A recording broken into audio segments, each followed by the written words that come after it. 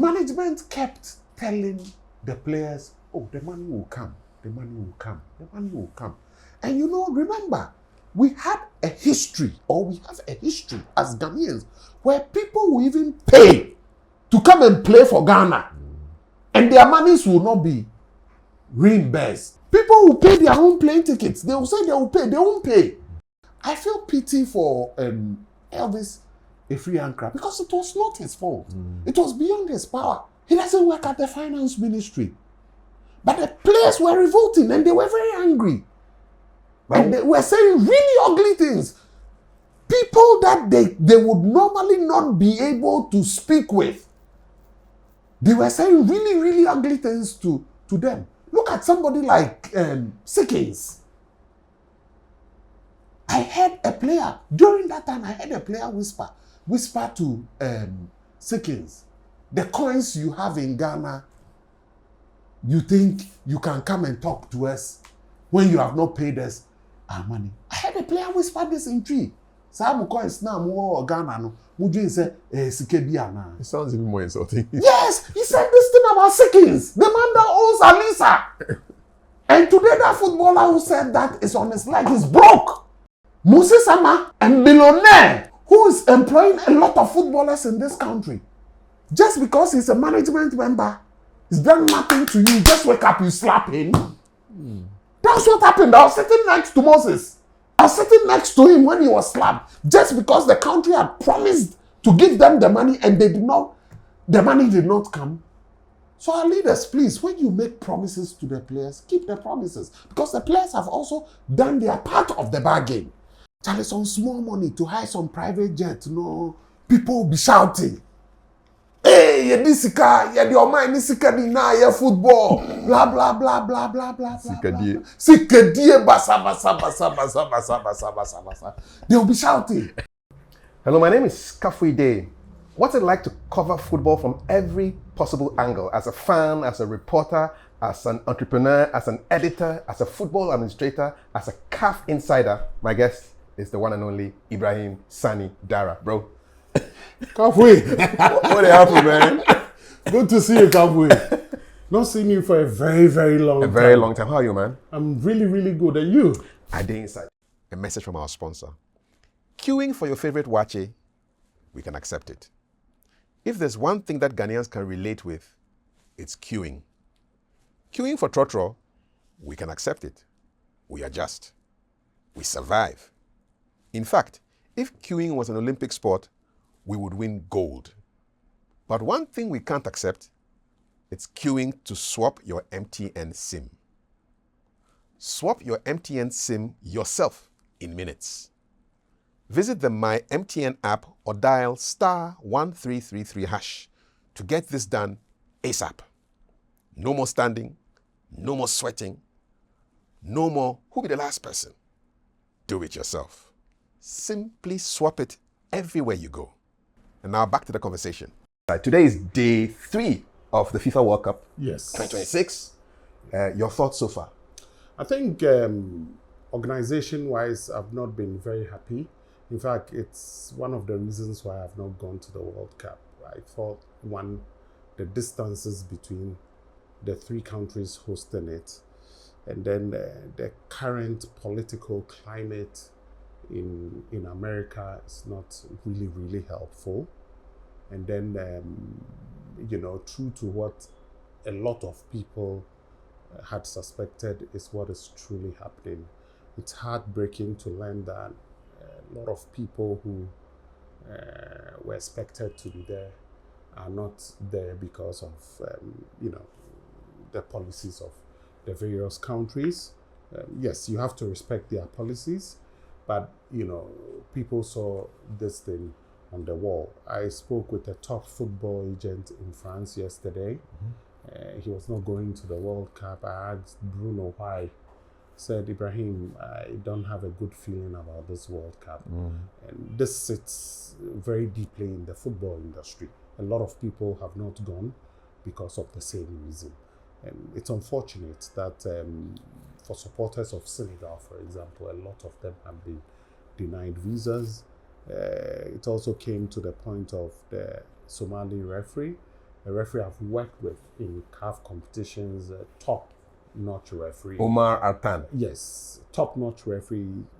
Just recently, we're doing the CAF Champions League. He was the referee there. It's sad that he couldn't get the opportunity to go into the World Cup. So these are some of the reasons why a lot of people did not have a good feeling towards football. And I think that we have to take a deep look in how football itself is seen in the world. It's supposed to be a game that brings people together, not to tear us apart. And I think that going forward, political leaders, football leaders must reflect deeply and further steer football away from politics. There's a reason why FIFA says that there shouldn't be interference in the sport. So it's important that political actors respect the independence of football, as it's got a very, very unique role in bringing societies together. Today we have conflicts all over the world, and football is the only place where people unite. So it should hold that force in the world. It should still command that power in the world. And politics should never come in the way of football. These visa denials have also touched Ghana. Yes. Because we're recording this a day after the news came out that Thomas Partey, whose jersey we have here, Yes. has been denied entry into Canada. It's difficult. A lot of people are saying the Canadian law says that once you've been charged or accused, but these are people that taught us common law in saying that you cannot be guilty until a court has found you guilty. So even though, you have to respect the independence of Canada to have their own laws, but this is a case where, number one, if you claim that it is your country's law, the crime the alleged crime did not take place in your country. Number two, the person is still, has presented himself before the law courts, and then no decision has been reached. No court of competent jurisdiction has found him guilty. They even allowed him to leave the country, wherever. Absolutely. To even go to another country to go and play. Mm-hmm. And he comes in, he has presented himself anytime the court wants him. And to deny him the visa, gives a lot of people very difficult reasons to believe that it is fair to him. Were you surprised? I was very, very surprised. I thought that, as people that start laws, that promulgate laws in the world, you are innocent until the court says you are guilty. If the person is innocent, please give him that innocence until otherwise. But to take this decision is difficult. I'm not saying this thing not just because Thomas Partey is a Ghanaian, because it hurts our team. It does. Not just because Thomas Partey is my friend. As you can see, he presented this jersey to me and it is signed by him. But it's natural justice just says that, let the person go through it. Particularly when the alleged, crime did not take place even in your country. So I hope that there is still some time for the Canadian government to reconsider its decision. I'm very, very happy that the government of the United States took the decision that he's not been found guilty and have allowed him to have their visa. The United Kingdom, the same.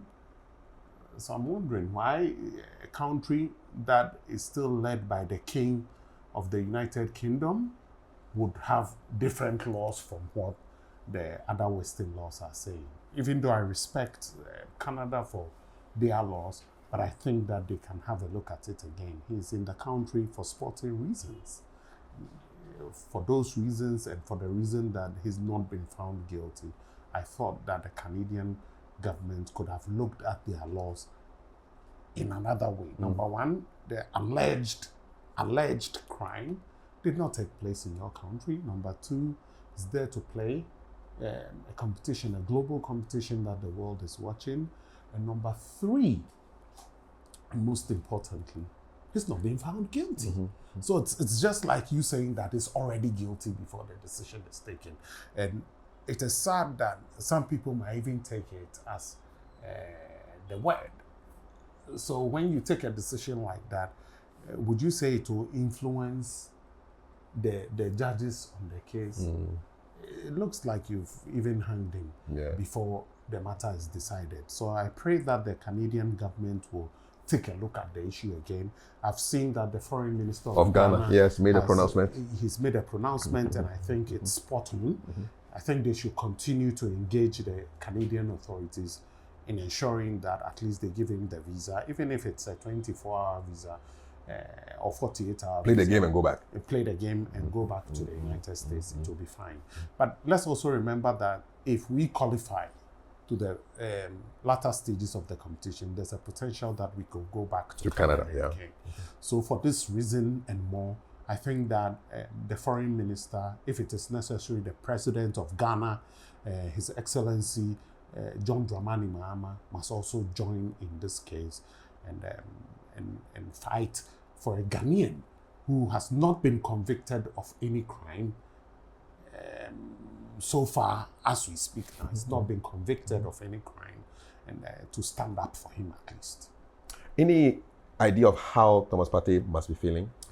Well, naturally, as a human being, you know, the allegations against him are really, really serious.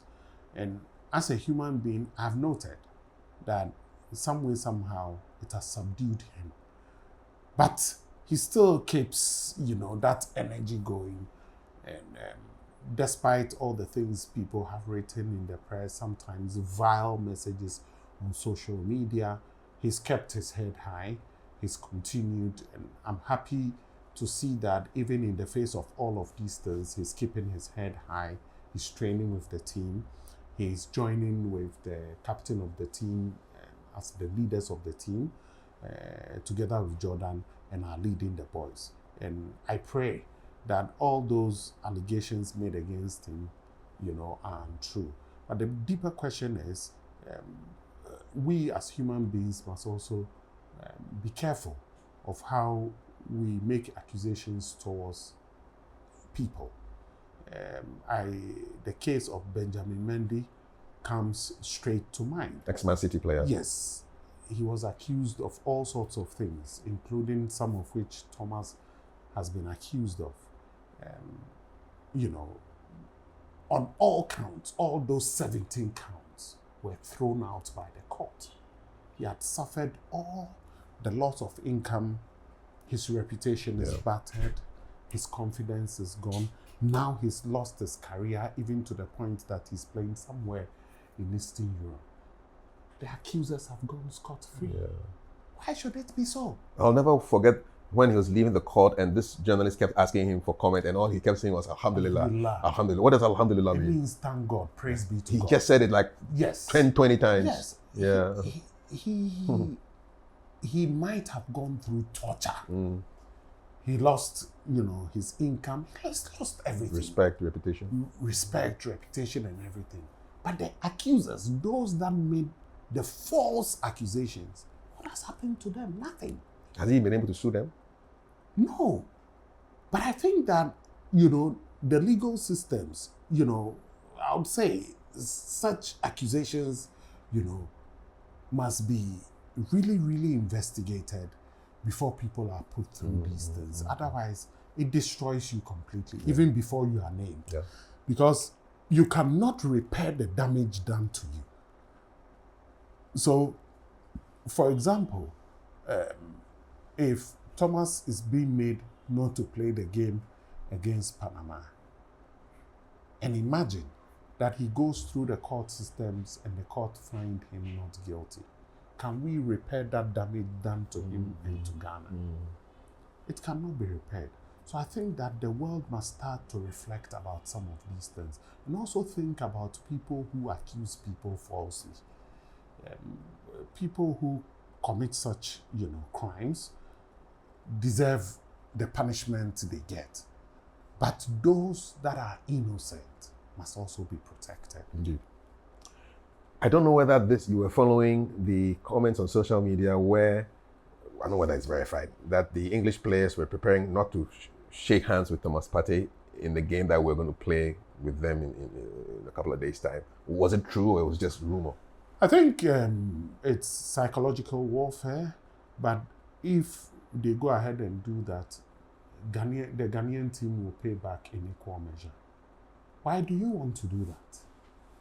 And I go back to the same question. Has any court of competent jurisdiction found him guilty? Mm-hmm. No. Why do you do that? At least let's have some decency in football for what it is, for the role it plays in society and all. Let's be fair to people. The things that you do to would negatively affect you or you would find it unfair, please don't do it to anybody. Let's rewind to day one, the opening game, Mexico v South Africa. I was listening to the Mexican coach who said he had never experienced this level of support from all around the world, especially from Africans who were supporting Mexico. What did you think of that? I think that, as an African, I'll always stand for Africa, regardless of what has happened.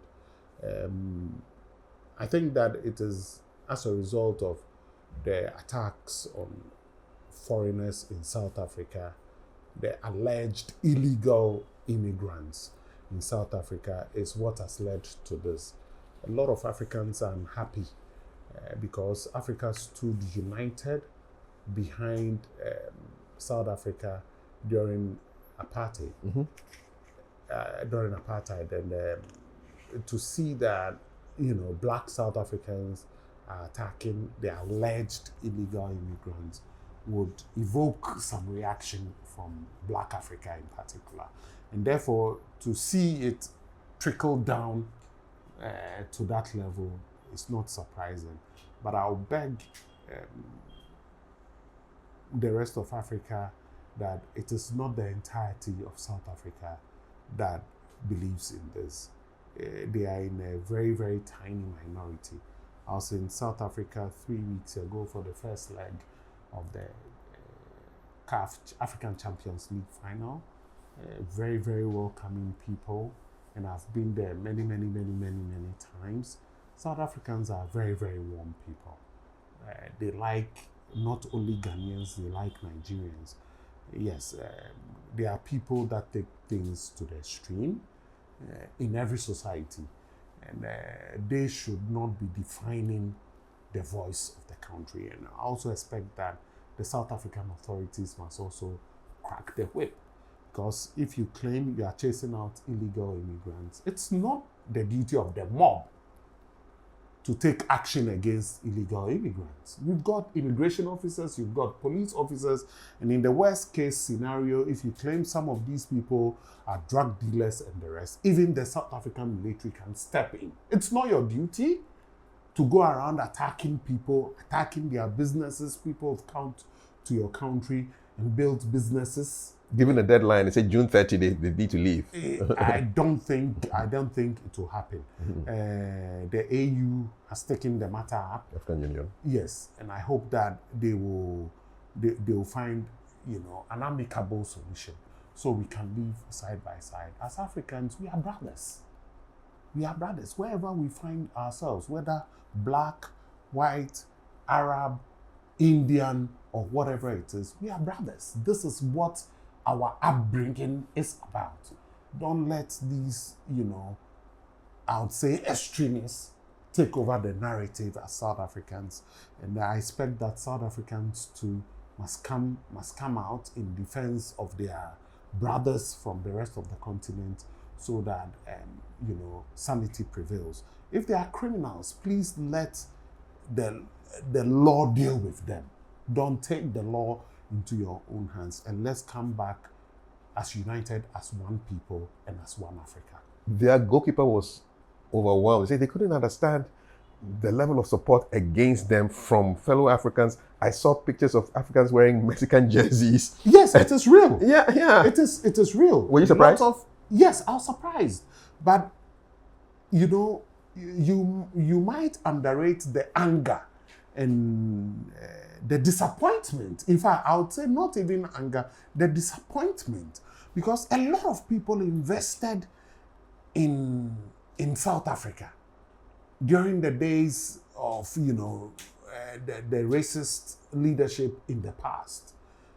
A lot of Africans invested in various ways. A lot of the rest of Africa invested in South Africa in various ways. 2 or 3 years ago, I was in Algeria. Mm-hmm. The national stadium in Algeria was named after Nelson Mandela.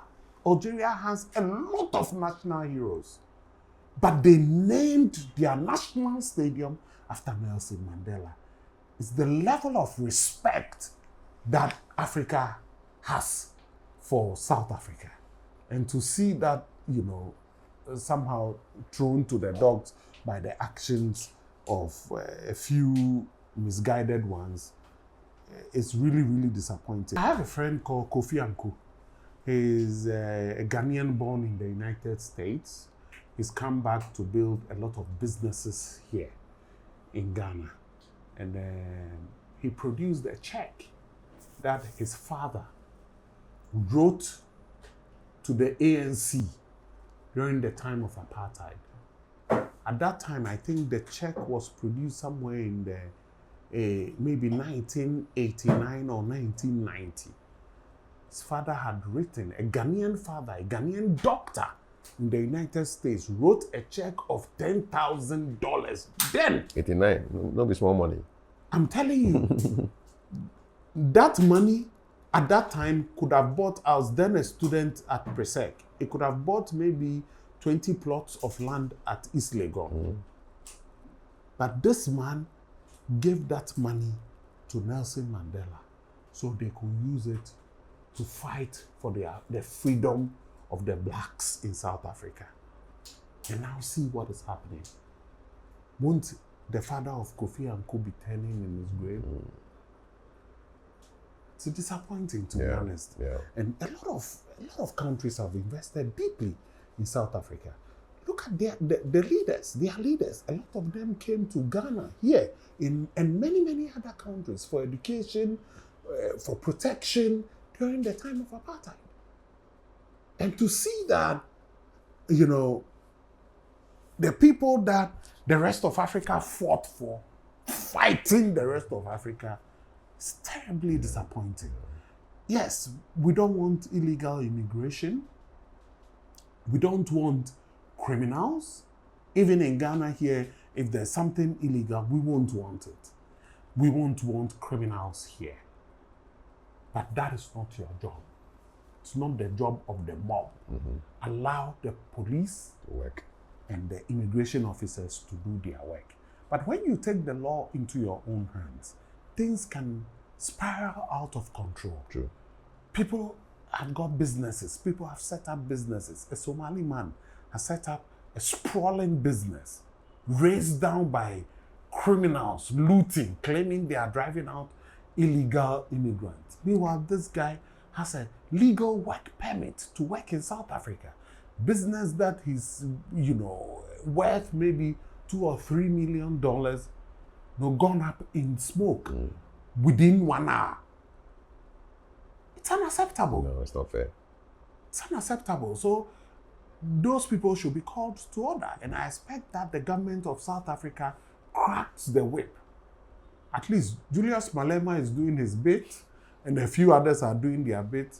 They should join in and draw their attention to the fact that we are brothers.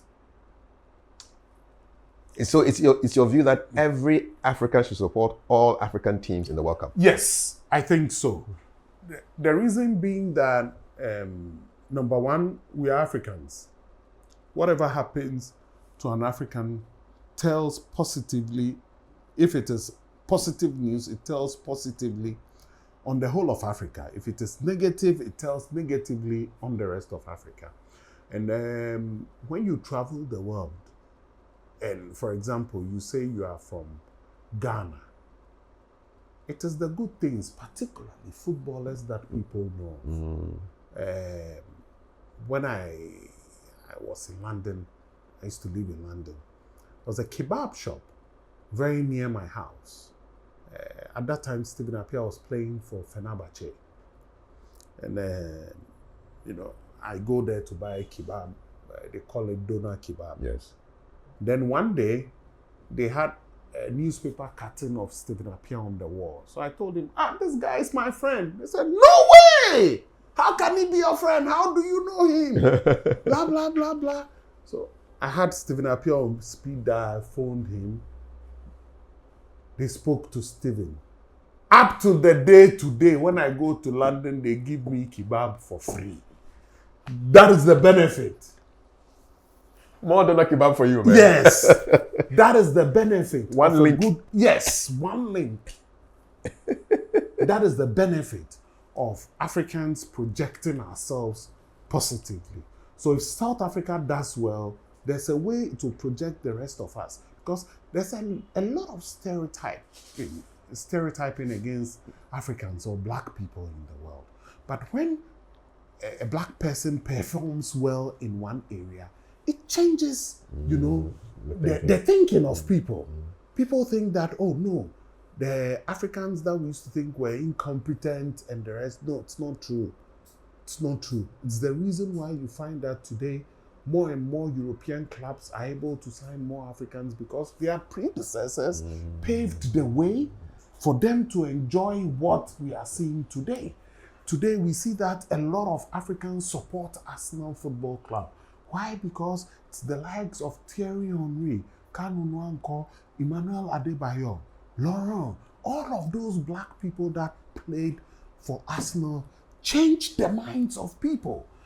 And we also as Africans associate with people who also like us. So it is important that as Africans we are united to project ourselves well so that it can change the minds of people about us. It's important. And then I think that not only would it change the minds of people, but I think that African football has come of age and it is not given the respect it deserves in the world scheme of things in world football. So if collectively we do well, it will continue to change the way people view African football, and it bodes well for the entire continent and even the black race. Because when people see a black person, the first thing they think about is not even the black American. They think about Africa first. Africa first. So in that first game, South Africa, Mexico v South Africa, did you support South Africa? Yes. You must have been one of the fewest, one of the few Ghanaians or Africans to support. I supported South Africa for the reasons I've stated. And despite all the problems, I think that we are Africans first. In every country, there are bad nuts, like we've seen with the South Africans. And I think the vast majority of South Africans disagree with a lot of the things that are done. So we should not lump all of South Africa up into that basket and let it affect them. So I'll plead with fellow Africans to lay down the arms and wear the Bafana jersey and support Bafana for the rest of the matches. At least your voices have been heard, and I'm sure that they will obey. In fact, this morning on the airwaves in South Africa, I've been following the media in South Africa. I've seen that they've all been alluding to the fact that the entire continent turned against them, and it is about time they also go back to their senses and do the right thing. If Ghana were to play South Africa at this year's World Cup, who should the rest of Africa be supporting? Oh, it is easy to say that the rest of Africa will support Ghana. You see, Kafui, let's recall that at the 2010 World Cup, South Africa actually changed Bafana to Bagana. You were there? Yes. What was that like? Oh, it was amazing. You were a reporter for the BBC then? Yes, and I'm happy to say that I did the opening match commentary and did the final match commentary. You know, that's a crowning moment of my career as a journalist. To have the opportunity to be on the World Service, to do the opening match, you know, the opening match is the big event. Yeah, South Africa played. Yes, is a big event. To have the opportunity to do that is the crowning moment of my career, and I'm grateful to the BBC for the opportunity it offered me. Grateful to my bosses then, Mr. Martin Davis, Farai Mungazi, Jenny Horrocks, my colleagues Piers Edwards, Nick Cavell, and all of those people I worked with at the World Cup. It was amazing to work in the first World Cup on the African soil and to be on the commentary team for the first game and the last final. Game. Wow! I think I can even die peacefully with that badge alone. In fact, that was what I thought when the final match ended. That was what I thought as I walked out of the stadium, FMB Stadium. That was my thought. If I die today, I'm fulfilled. You got to the top. I got to the top. I got to the pinnacle of the career I'd set for myself. As a child, I wanted to be a journalist. Never dreamt of the fact that I would rise to get to that level. And as I walked out of that stadium, I thought that was it. Everything I asked for and more. I thank God for it. I thank my parents. I thank all the training I've been through, my colleagues, my bosses, the media field, my colleagues like you, who also held my hands in various ways as we were growing up. I felt completely fulfilled. And I thought that if I died then, fulfilled. You're sorted. Completely fulfilled. What was the highlight of that coverage, apart from those two commentaries? The highlight of those coverage was perhaps the game against Ghana against Uruguay. Where were you? I wasn't in the state. I wasn't assigned to that match. I was in Cape Town then. I remember I sat in my hotel room. We're doing the other quarterfinal matches. I sat in my room, and my room was facing the ocean. There's a place called Camps Bay in Cape Town. Very beautiful scene. Very beautiful scene. I sat there watching, and I was weeping. When we got the penalty, what was going through your mind? I thought that, we'll score and then we'll dance. All the colleagues, whether be it, they were Brits, a lot of them were the BBC, so a lot of them were Brits and stuff, and they were all happy for Ghana. They were. All of them were happy for Ghana. But when the ball, I was uncontrollable. I thought we had the big opportunity to make history.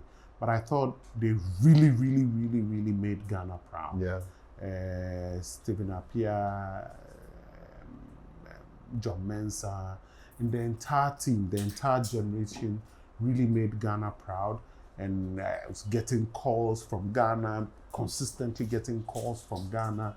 Even when we lost the match, Ghanaians were happy and all of that. I felt it was really, really a good time. Even for my career at that time, those moments also helped my career in various ways. It opened doors, met a lot of people during the competition because it was Ghana. And then you can imagine that the BBC has a lot of local radio stations. It was all over the place. Call You, 5 Live, BBC Leicester, BBC London, BBC Wales. Everybody calling because you are the Ghanaian on the team. You are the Ghanaian on the team, and African too as well. World Cup taking place in Africa gave me a lot of shine. I also got to meet a lot of people in the football industry that have now become, who were leaders in the African football industry, that today are now colleagues of mine in the football industry. So it did a lot to me personally, but also to the country. It projected Ghana in a way that has never happened before. apart from maybe what Nkrumah did for the country, I think that moment, the 2010 moment, has put Ghana on the map, perhaps just like Nkrumah has done for Ghana. Up till now, people remember that occasion all the time, anywhere you go. When you say you are Ghanaian, they know, you work in the football industry, they just go Ghana, Uruguay. Why? Yeah, because it's football. And that's why I think that as a country, we must take football seriously. The effects and the benefits it brings to the country shouldn't be seen only in financial terms, but we should see it in the soft PR terms and what it brings to the country. A lot of times I've walked into airports, people just ask, "You're from Ghana?" They hold your passport, "You're from Ghana. Do you know Abedi Pele?" Blah, blah. It's happened to me all the time. I was in the UAE one day, passport, a guy takes my passport. "Are you from Ghana? What are you doing here?" "Came for a football match." "Okay. You work in the football industry?" I say, "Yes." Said, "When I was a child, my father used to take me to football matches. My father used to be an Al Ain supporter. And Abedi Pele used to play for Al Ain. Yeah. I really, really like Ghanaians. You people are cool people. So and so." I say, "Oh, you want Abedi Pele?" I just call Abedi Pele. He picks up. The guy sees Abedi Pele.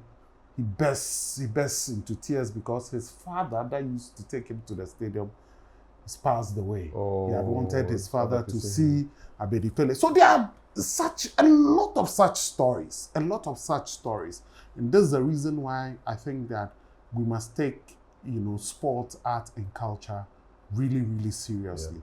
The way today music is projecting Nigeria, and even Ghana to some extent, with people like Stonebwoy Shatawale and Sarkodie and the rest, they are projecting Ghana in ways you don't ever imagine. This is soft power. And some of these things you can't buy with money. Countries are spending millions of dollars advertising their country on CNN. But we are getting these things for free because of art, sport, entertainment, and culture.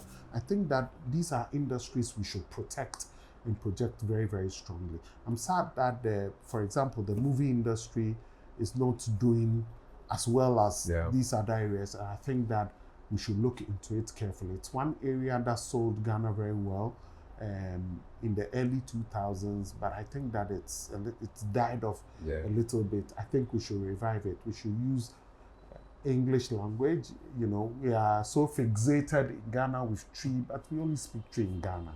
There's this extent it can go. I'm not saying the Tree language is not good, but internationally, we should revive our movie industry.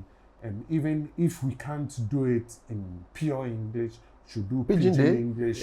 Yes, and the rest. See the way the Igbos in Nigeria do the Nigerian movies. Sometimes you don't even understand the language, but they mix the language with English. And you can follow. It. There's this guy, is it Chiwe Talu, something like that. He says some words in his movie. Eneme Nenganga, Akwanife, Akwanaro. Those things. You follow the movie. I follow it. I follow everything. You follow it and you see that they are projecting their culture in a way we should do. So we should take these areas seriously as a country. We should not just think about gold, cocoa, diamond, and oil. Sometimes some of these things are worth even much more than gold and silver, diamond, whatever. These are industries that are paying. Imagine, just look at Kudus is just around the corner from here. We are in Nima. Kudus is just around the corner from here. To stay in a modest house in Nima, the impact of Kudus on his family alone is completely praiseworthy. From humble beginnings, completely lifted a family. Look at the number of people Sami Kofo, Anthony Yeboah, Abedi Pele, and the rest have employed. Look at the number of people Stephen Appiah, Asamoah Gyan, Andrea Yu and the rest are employing. So if each and every footballer has the opportunity to do that, it is lifting people out of poverty in the country. And it is projecting the country in a way that money won't be able to do. So I think that as a country, we must take it seriously. It's people might think, oh, why is Morocco spending so much money on football? What football is bringing to Morocco cannot be quantified in financial terms. You've seen their facilities. I've been there several times. Describe them to somebody who hasn't. Whoa! Kafui, in Lima here, my gripe and my beef with political authorities, for example, in Ghana, is that in a neighborhood like Lima, that is able to produce world-class stars with minimal facilities, we are able to produce world-class stars. As we speak now, there are more than 10 people playing in top-level professional football abroad from Lima. Imagine if they had playing fields, a lot of playing fields in Lima. Imagine the number of talents we would be able to have. Imagine the number of people and families it will lift out of poverty. In Morocco, when you go there, almost every community has standard pitches. Full size. Full size, everywhere. No small poles business. No small poles business. Full Grass. Stop this AstroTurf with the heat, plenty heat. Yes. And it is done everywhere. Almost every neighborhood. Every neighborhood. Look at the stadiums. I was at the African Cup of Nations, completely blown away. More than 20 world-class stadiums in Morocco. Look, as I'm telling you, from next month, they are going to build a tunnel under the sea from Tangiers to go to Spain. Imagine what that would do to tourism in Morocco.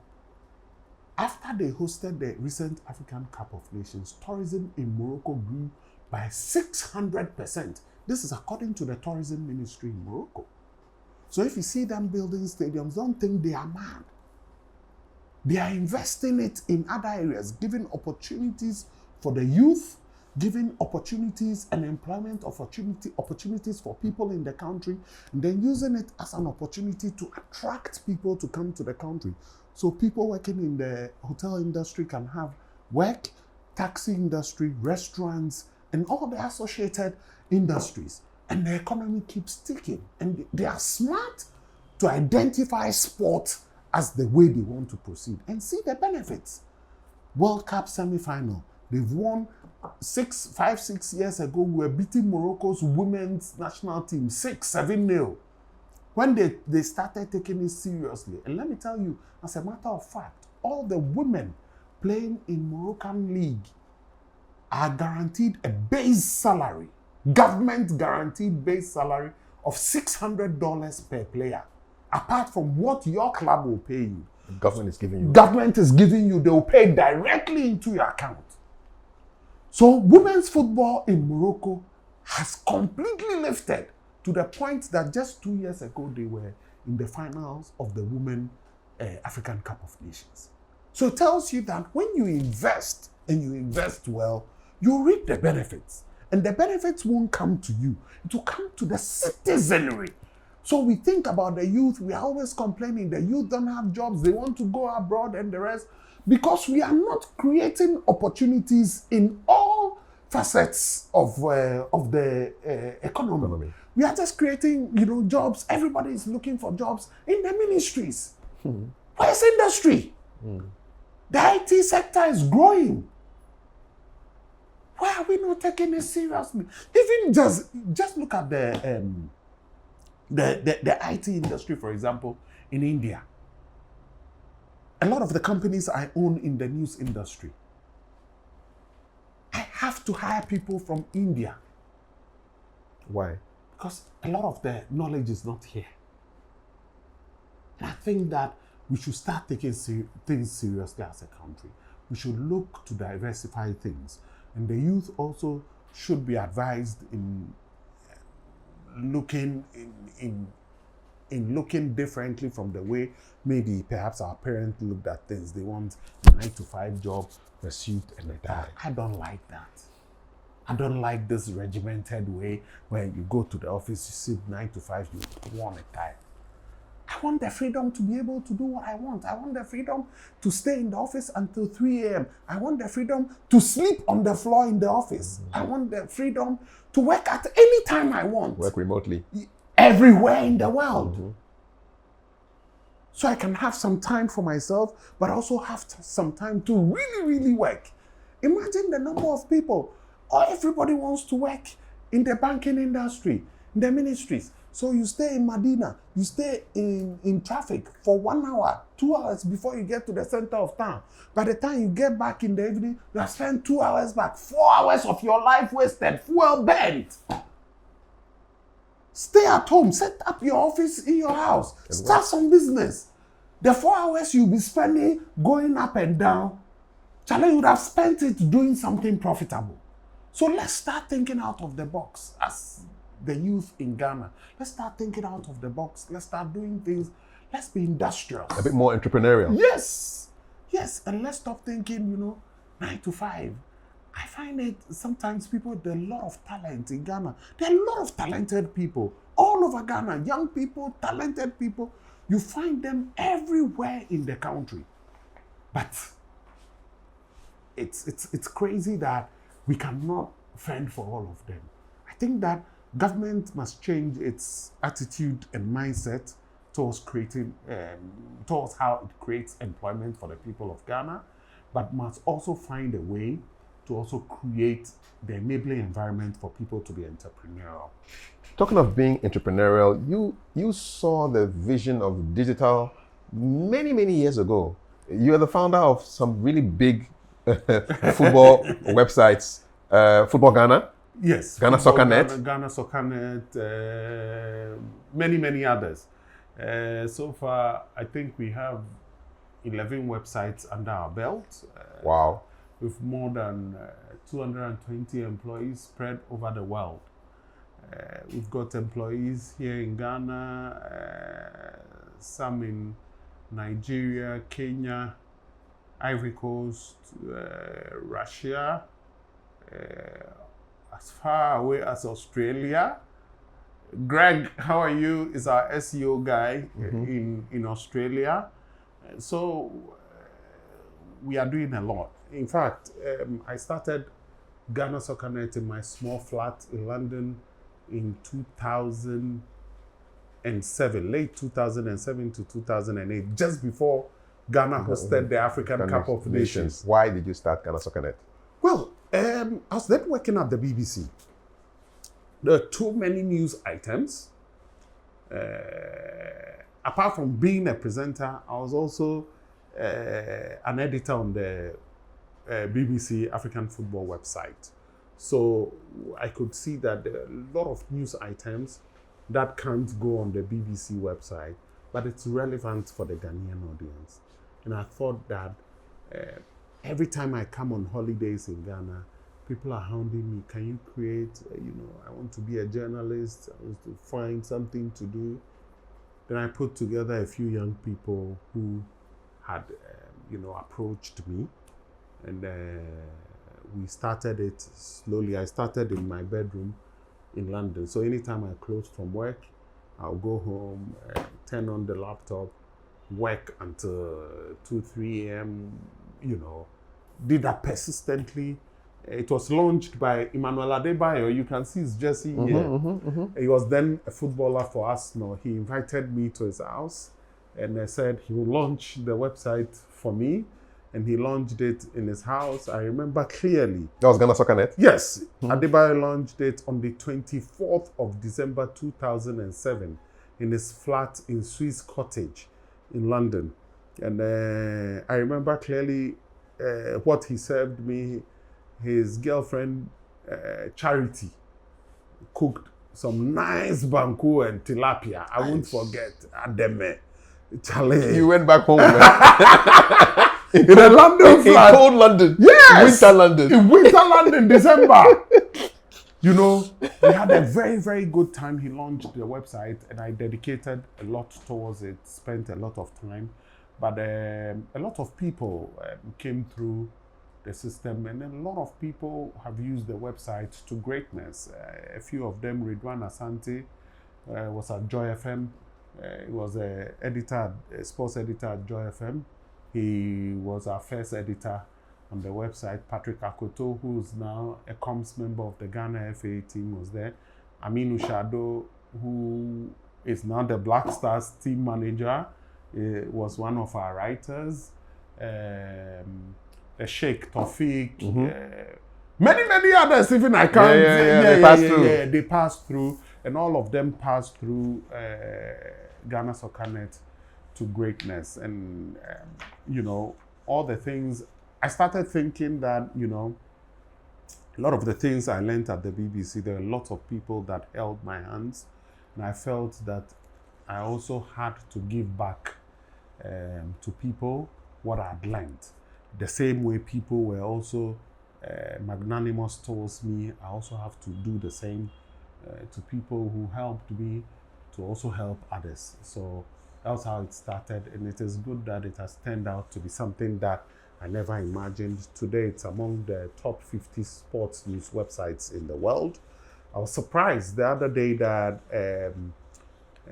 in Ethiopia, an awards ceremony happened, and in Ethiopia, a country of a population of more than 100 million, Ghana SoccerNet was the best sports news website in the country. It ranked top, ahead of even the BBC Sport website, even ahead of Sky Sports and the rest. And true to it, we've had a lot of partnerships from partners from Armenia, Russia, and the rest who are interested in the website, what we've done, and what they think we can do in future, and it bodes well. And it's not the only thing we are doing. We do a lot of things. So I hardly sleep. Yeah. Who believed in you back then in those early days? A lot of people, to be honest. Let me just recount how I started journalism. My interest in journalism, I would say, started from my father. My father was not literate in the sense that we say literacy, you go to school. He had gone to Arabic school, but he had a lot of radio sets. He had 6 radio sets at a point. He would tune into the BBC, BBC in Hausa. Yes. There's VOA in Hausa. Yes. There's Deutsche Welle in Hausa. So he'll be listening here, then he might hear some news headline here that piques his interest, and he'll turn. So I kept on wondering, why did this guy have so many sets? Have so many sets? So I kept wondering. So that was how come I got interested. So I started listening to what he was listening to, but the Hausa language did not, appeal to me much. Then I started listening to SW. Those days, shortwave. Shortwave. Yes, so I'll be tuning into the English programs. So I would listen to the BBC. There's a Canada Radio International. Lots of radio stations. Yeah. I listened to all of those. That was where my interest started. And my father, even though did not go to school, he's educated just in the Quran and Arabic. Every day he will bring Graphic and Times home. Every day he goes to work, he will bring Graphic and Times home. And then what my mother did was that she would ensure that he would read the newspaper and tell her what's in the news. I was fortunate that my mother was literate. Okay. My mother is a very, very high standard torchbearer. She holds a PhD. So, nice. So you can imagine a woman who's seen everything in education and her husband that can't even read, come and go, So these things. Did you ever wonder about how they connected? Yeah, those days it was just family marriages. The families will connect. But these days we say, oh no, we have to be in love. To choose my own way. But their marriages lasted. Why is it that we claim that we want to make our own choices, but our marriages don't last? It's a good question. perhaps it's time for us to go back again. I think they were relatives actually, and they got married. So What did your dad do? What was his work? he was a auto mechanic. Okay. So he used to sell spare parts in Kokompe, in Accra. Any specific vehicle type? Every vehicle type.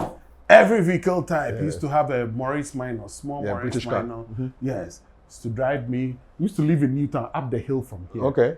So we went to Makaranta in Nima. The Arabic school. Here. Yes, Arabic school here. So we drive us past this same place. This same place. We drive us here and send us to Makaranta, and we're like the top guys in the neighborhood.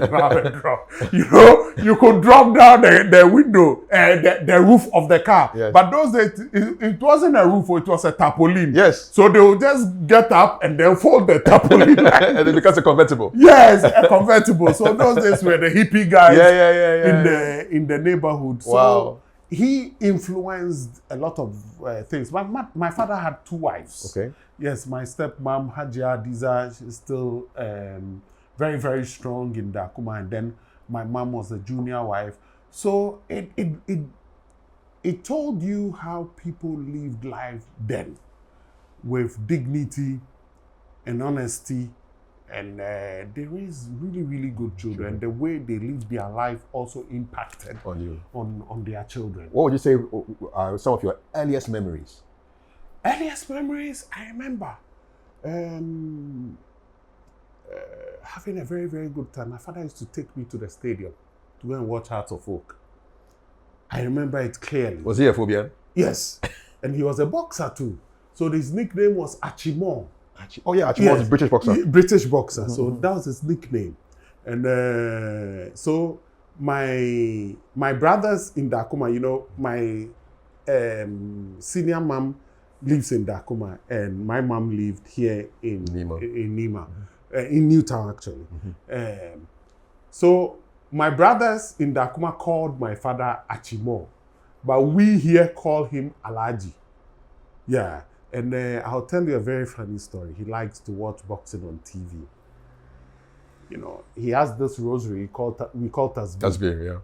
When he's watching boxing, he's remembering God. And then when somebody's being punched, my father will also be punching along. So he will hold his tasbih and be doing like this.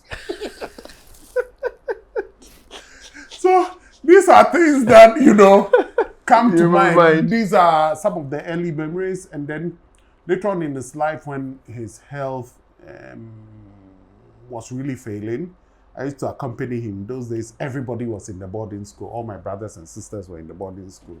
I was at Presec then. I would walk. He would like to take a walk. So walk from Newtown to the Nima roundabout and walk back again. Just for exercise? Yes, just for exercise. Okay. So after the evening prayer, he would take me. So I was the only one left at home. So he would take me, and then we'll walk, go past the Nima roundabout and come back. When we are coming, I remember anytime we were walking, kept on advising me about life, why you should be patient, why you should be diligent, why you should be upright, why you should tell the truth, should be honest. Kept on telling me all of these things. How old were you around that time? I think I was around 12 or 13. Okay. You know. So these are some of the memories that stuck with me. Mom is still alive, but she's suffered a debilitating stroke. But, you know, she's an inspiration to a lot of people, not just me. In this community, she's done a lot. She was a head teacher of 2 schools, Accra, Newtown, ANT 6 and 8. She was the head teacher in the school for many years. She was a director at the Ghana Education Service, put together the biggest Muslim women's organization in the 90s. Just recently, I was watching when they launched the organization. It was done by the National Chief Imam and Nana Kumedo Ajumarol of blessed memory. When there wasn't democracy, then the Chief Imam was looking very young. Yeah, she put together, brought up a lot of women to come out of that, way that we used to see Muslim women for Muslim women to aspire to do a lot of things. So she did a lot. What was her PhD? She did education. Okay. She did research, I think, in Islamic education in Ghana, I think. Yeah, she did it at Birmingham University. And she inspired a lot of people in her generation and continues to inspire a lot of people in her time, together with a lot of her colleagues, Dr. Rabiatu, Dr. Sadia, and a lot, I can't even remember, all the way to Nigeria and all of those things. And I think that helped a lot of people in the Zongo communities in Ghana to start taking up to education. In fact, she was the head teacher, and a lot of the kids in the Zongos in this neighborhood went to her school. So she kept on forcing them. Things that took away, those days then, took away the focus of parents then from educating their children. I think she did a lot. She had a program on GTV then. Yes, I've forgotten the name of the program. On education? That. On education. Or Women Matters. And then also was a regular guest on Akida. Yes. Also on GTV. Yes. Yeah. So they did a lot in educating the women, and I think that those days played a role in changing the mindsets of people in the Zongo communities. You know, those days, a lot of people in the Zongos were not keen on formal education. It came out of the fact, and my mother herself told me of stories of how she also went to school. And it changed the narrative, it encouraged people to go to school. So, set the example, a lot of people might know Hajia Katumi Mahama. So, it changed the narrative in the Zongos that you can still go to school and not lose your religion. A lot of people then were afraid of sending their kids to school because they thought that they would be forced to convert to Christianity. That was why a lot of people in the Zongos did not send their kids to school. That is why you find that in many northern communities, you find people with names like, for example, Jones Abu Alasa. Yeah. They'll give you a Christian name. A Christian name for you to go to school. Yes. You went to Presbyterian Boys Secondary School. Did they give you a Christian name? No. In fact, Presec is a model school for Ghana. And I want to thank the school, the teachers, the Presbyterian Church, and the students in what they've made the school into what it is today. Because you're a Muslim. Yes. But you went to a Presbyterian school. In fact, Presec encouraged me to pray. We fasted. Those days, our food, even during Ramadan, our food was reserved for us. We had places we could pray and all of those things. So in recent times, it looked so alien to me. When the Wesley Girls issue when the Wesley Girls issue happened. Because in Presec, we didn't have an issue like that at all. How big was the Muslim population in Presec? It was then quite big. A lot of them have gone on to great things. Some of the top surgeons at Konfuanoche, Dr. Adam Jedu, for instance, is my classmate at Presec, was a Muslim. In the same school as I did, and there's this MPP colleague of mine, classmate of mine, Fuseni Isa, for example, was my classmate at Presec. We were many. We numbered more than 40 then, I think. So you didn't feel as if you were being discriminated against? No. Even Adamu Ramadan was my junior. When he faced issues, he was in House 3, Engman House, and he was a bad boy. The MP, the Adenta MP, Samira Baumia's elder brother. Yes. He was my junior. He used to be a stubborn boy, so the seniors used to beat him. He would run and come to me at House 5, Riza House, for sanctuary. And then we will pray. Yeah. We will pray there before going for prep. So for Presec, we didn't have such problems at all. And I think that the Presbyterian Church has done a very, very good job. And I think that their ways are worth emulating. If for anything, I'm here praising the work that the Presbyterian Church has done, and so must all the mission schools in Ghana do. We have benefited from them, and I think that it falls in the ethos of what Christ preached, to be charitable to people. It must extend to everywhere, and the same also applies to every Islamic school. I taught in many Islamic schools in Nima. I taught at Kubbatul Hadra Primary School during my national service time, and also taught at Islamic Research. At Kubbatul Hadra, we had a lot of Christians there. No one forced them to go to the church, but they also benefited. At Islamic Research too, we also had Christians there. No one forced them to go to church. In fact, mosque, on Friday, no one forced them to go to the mosque.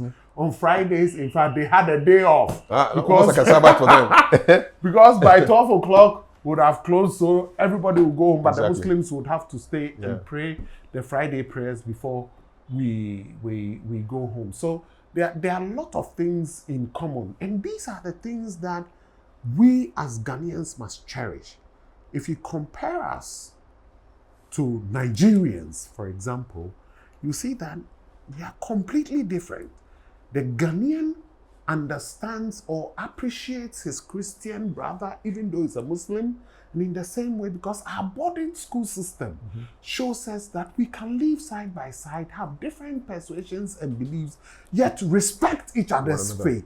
And in Nigeria, they don't have the same. It's completely alien. You meet a Nigerian, there's a church here, just 2 blocks away from here. We pray in the church. You Muslims? Yes! The Christ Apostolic Church here. Fridays, there's a mosque just up here. The mosque gets full and it spills over. The resident pastor here opens the church. We pray. Yes! Here. Wow. Yes! This is how we live.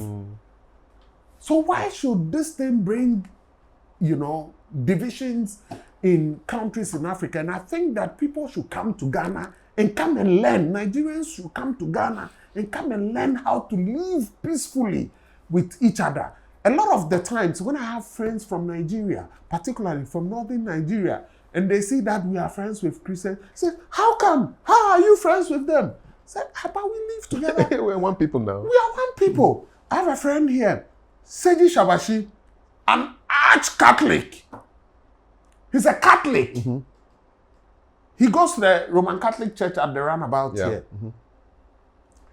Do you know when we go for Muslim burials, it is Shabashi who is telling you where to put the head?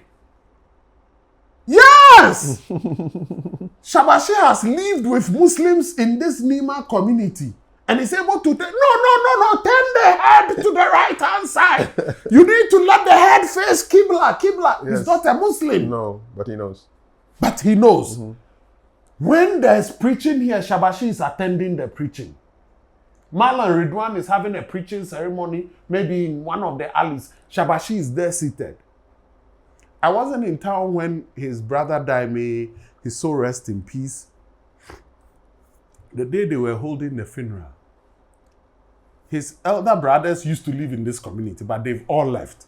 Just left with him. So they were having the funeral in the church here. They opened the church. It was like half of Nima was in the church. The Muslim women, they are all wearing their mayafis. Packed in the church. Why? Because Shabashi is just like that. Yes. He would attend every event. And, the people of the Zongos are so united that they will give you all the backing. So in support of Shabashi, they went to the church. Now, one of his senior brothers said, hey, where are all these Pepe people from? Then the other brother says, your junior brother. Shabashi is operating. He's operating. All the women in Nima are there because when you have a funeral, he's there. Yeah. When there's a marriage ceremony, he's there. In good times, he's there. In bad times, he's there. People person. Yeah. So this is how we live as Ghanaians. And this is something as Ghanaians we can export to other parts of Africa where there's a lot of tensions between people. So I think that this is something Nigerians can learn a lot from us. Yeah. Back it up a bit. Where were you born? And what kind of child were you?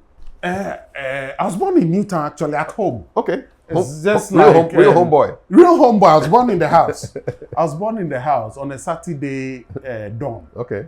So I was born at home. I was brilliant. I had my day nursery just for 1 year. Okay. And then went to class 1. So I was 3 when I went to class 1. 3 years old? 3 years old, because my mother was the head teacher of the school. So she had to take me along by all means. Yeah. So I started going to school. So you read early? Yes, I read early. I did a lot of things early. So that's why I was a teenager when I was doing Choice FM together with you and all of that. So I did a lot of things early in my life. In the primary school, where did you go to primary school? I went to, in fact, I did a lot of primary schools actually. I did ANT 6 and 8 as my starting point, where my mother was the head teacher. And then I think I was a top student all the time. So my mother didn't want that at all. So she took me to one school. I think President John Mahama attended the same school, ANT1, the Newtown, the school that collapsed recently in Newtown. I attended that school again. And then later on, when I was getting close to common entrance, my mother's teacher, Madam Tamaklo, may she rest in peace. She died several years ago. She was my mother's head teacher. She was the one that forced my mother's parents to send my mother to school. My mother begged her to send me to Burma Camp Primary. So, football was taking over my brain. So they decided to send me to a school a bit far away so I could concentrate on my studies. So I went to Burma Camp Primary. With purple uniform? Yes. No, blue. The blue, Garrison. Complex. Complex. Yes. So I went to Complex. I spent 2 years there, wrote my common entrance, and went to Presec.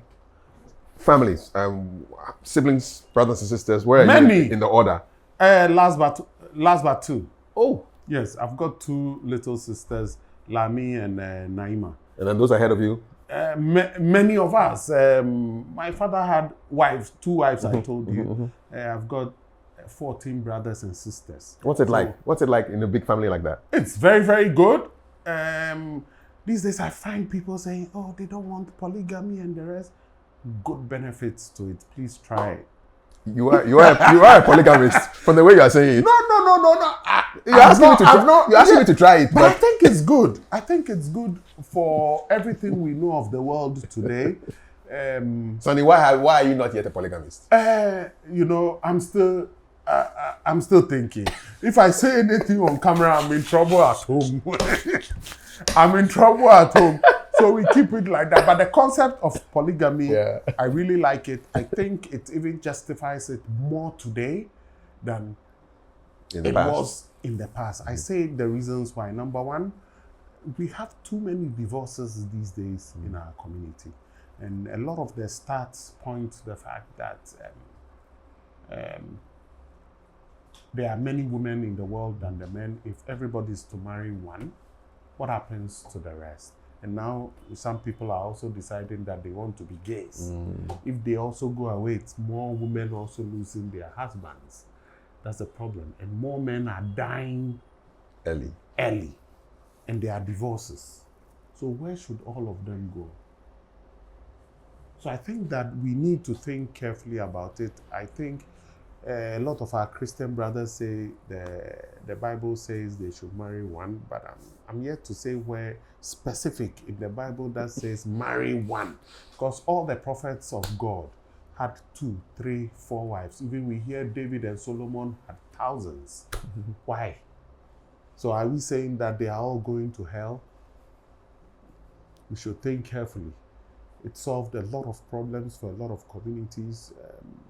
It's been proven in the UK, for example, that children from single-parent homes are likely to commit crime in the UK, are likely to commit knife crime than those with organized and stable homes. I think that this is some of the solutions we can have to modern problems. What was the relationship like between your mother and your father's? Because your mother was a junior wife. Yes. How did the women relate? They relate very, very well. The same way I relate to all my brothers. I'm happy to say that, all those horror and gory stories we hear about polygamy is not what I've experienced at all in my life. We are really, really, really united. And if I don't even stop it, maybe when I turn on my phone now, you see maybe one of my brothers or one of my sisters will call me. And we don't see it, people say, oh, it's my half brother. I don't say half brother, it's my brother. It's a brother, your sister? Yes, it's my brother and my sister. I don't say it's my step mom. I say it's my senior mom.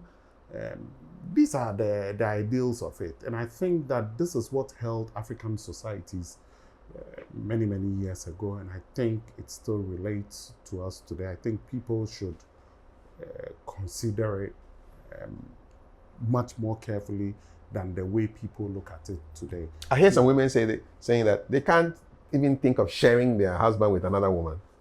I think it's a facade. They might say, how many people, Kafui, speak the truth, hand on heart. Tell me the truth. How many men do you know in this modern world that have just one wife and no side something? Be honest. So polygamy kind of legitimizes what people are doing in secret. Yes. That's your argument. What are you hiding? So what's the protocol? If you are married to the first wife, at least with Islam, what do you do? If you want to get a second wife, do you have to inform the first wife that you are bringing a second wife in? You have to inform the first wife. The first wife, out of respect. Okay.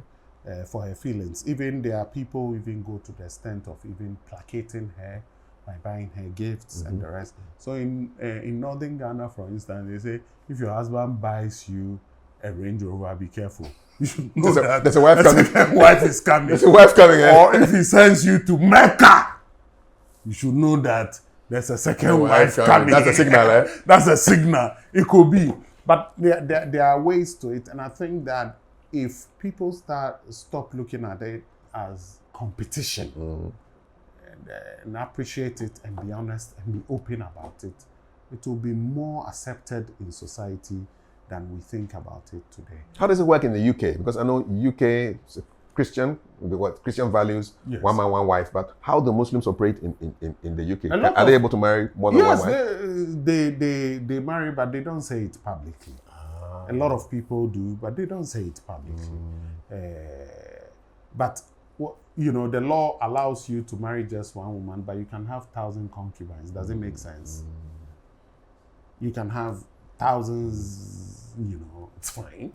But, where you want to give a woman a stable family, you want to give children a stable family, it doesn't make sense to them. I think the world needs to change its thinking.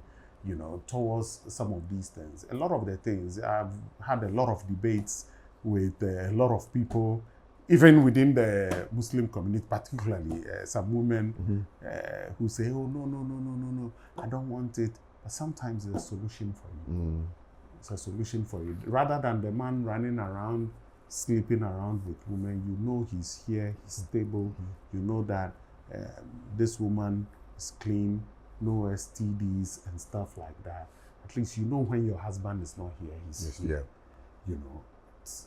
And this is what our parents lived. And they live honest life. They didn't have side chicks and the rest. They were honest like that. Spend 2 days here, 2 days there, 2 days here, 2 days there, and stuff. It was honest, and it worked. Why is it that we won't today we want to possess everything? And a lot of elements come into it. People think about, so when you die, so they are even thinking about when you die. Where are you alive now? Kafui, think about it carefully. I'll give you an assignment. The next time you go to the cemetery, check it out. Those people that die under the age of 40, how many wives do they have? And those that are 90 years and above, count them and ask how many wives did they have. The secret of longevity is in the cemetery. Go there and go and see 90 years and above. How many wives and children do they have? They will tell you that, oh, he had 2 wives, 3 wives. But those under 40, even the pressure at home will kill you. So think about it carefully. I'm not saying go and do it or your wife will kill me. But think about it carefully. If you want to live long, that's the secret. Says the One day, says the man who has only one. one day, in fact, there was an issue just here. One day, we were having a conversation. A couple of friends of ours. Yeah. There was an old man who was coming down from the mosque from here. And we're having a debate, Oh, one wife is good. Blah. He got here and he stopped. He told us that it was his gravest mistake he made was having one wife. Because he got divorced at the age of 72. Now he's living alone. Nobody's going to marry him at 72. Who will marry him at the age of 72? And normally, the children gravitate towards their mothers. So he's alone. So he's alone. He lives in Nima alone. He's now maybe about 80-something. He lives in Nima alone. If he had 2 or 3 wives, at least some of the children will look after him. Why is it that all those people that are 90 years and above have a lot of children and lived very long? That's the secret to longevity. Are you taking notes? I'm looking at my notes. we are building up to how you enter journalism, but just a few questions on your school side of things. Who was your favorite teacher in school? Did you have any favorite teachers? A lot. But in Presec, one woman stands out, Mrs. Jackson. She was our history teacher. All our teachers have contributed one way or the other. A lot of them, everybody contributed. But at Presec, 2 teachers really stand out. To be honest, Fisho's mother, Achampong. Mrs. Achampong, and Mrs. Jackson. Mrs. Jackson taught us history, and Mrs. Achampong taught us English literature. Outstanding. Mrs. Jackson is the only teacher who would give us extra classes without charging a fee. A lot of teachers will have extra classes people have to pay. Mrs. Jackson will do that for free. For free. She will travel and she will bring you gifts. Nice. What kind of gifts? Toffees, biscuits, stuff like that. Sometimes, she feels that, we've not been up to task with some work.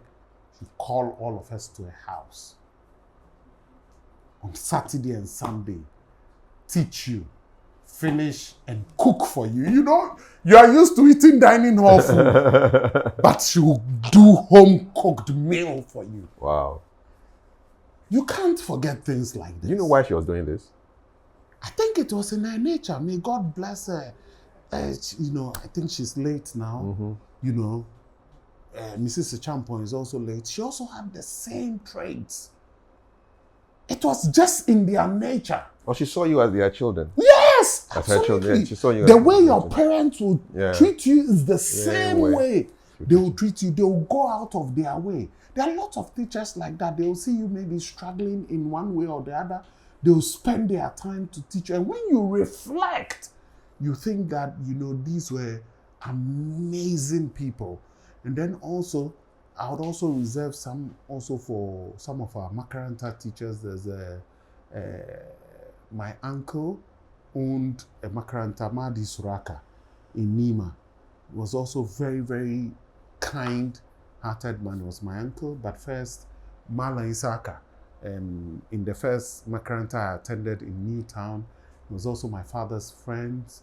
So all of them, played a role in shaping us as human beings. And then the Malams that we had Rais, he's late, Malam Hussein. And Malam is a teacher, right? Teacher, yes. Okay. Teacher. And then in Madi Suraka, my teacher was Mala Abbas, Mala Abila, Malam Hamza. They were all my cousins, but they were my teachers too as well. All of them played roles in shaping the lives of people. But was Arabic school tough? That's tough. Arabic school is tough. What's a typical day like? A typical day, you go in the morning. First of all, you recite the Quran, and then you do Arabic, and then you do Arabic grammar, and then maybe in the afternoon you have history lessons. And All in Arabic or in Hausa? They do it in Hausa and Arabic. Yes, and then in the afternoons you do history, Islamic history, and then before you go, you do Quran again before you leave. Those days, some of the teachers really thought that using the cane, Did you taste it a lot? A bit. I was a bad boy because I used to run away to go and play football just around the corner. And they, the mercantils were, on you like that. If you absent yourself, they will go and look for you. And a lot of the times also, when you are a bad kid, your father will bring you to the malam To discipline. to discipline you. In front of him. Hey, Charlie. Or sometimes the malam will send the boys to go and look for you. They will go and catch you. There were video centers where they used to show movies and the rest. And a lot of us used to run to go and watch those movies. Instead of going to the makaranta, you go there, you'll be watching movies. Or you go and play football. You send your colleagues to come and arrest come you. and look for you, Charlie. You take lashes. Did you ever evade capture? You can't evade capture. Some of them were stronger than you and the rest. But it shaped you in many, many ways, But these days, things have changed. Yeah. You can't use the cane anymore. And I think that it changed for the good of it. So people feel more eager to learn than being forced, to learn. So they've changed their mentality. Yeah. I sit here sometimes and I see kids go to Makaranta at dawn. Is that good? Yes. Yes. Because there's something people don't know. A lot of people find out, why is it that the Muslim kids are so smart? They memorize the Quran by the time they are 10, 12. The whole Quran? The whole Quran. In Arabic? Yes. You memorize it by the time you are 10 or 12. So they go to, a lot of the kids you see go to formal education. They go to the mosque at 5 o'clock. They stay on, recite the Quran till 7. Before they come home, take their shower, eat before they go to school. So by the time they come to school, they've already had 2 hours of memorizing the Quran. And it's the same way they will memorize their textbooks in English. That's why you find them very smart. Were you able to memorize the Quran too? Yes. Yes. The Adam Jedu I told you about, by the time we got to Presec, he had memorized the Quran. And people were wondering, why is the boy so smart? And you find that the process of memorizing the Quran makes you also be able to memorize and keep your notes. How long does it take to memorize and read the Quran from beginning to end? It depends on the time you have.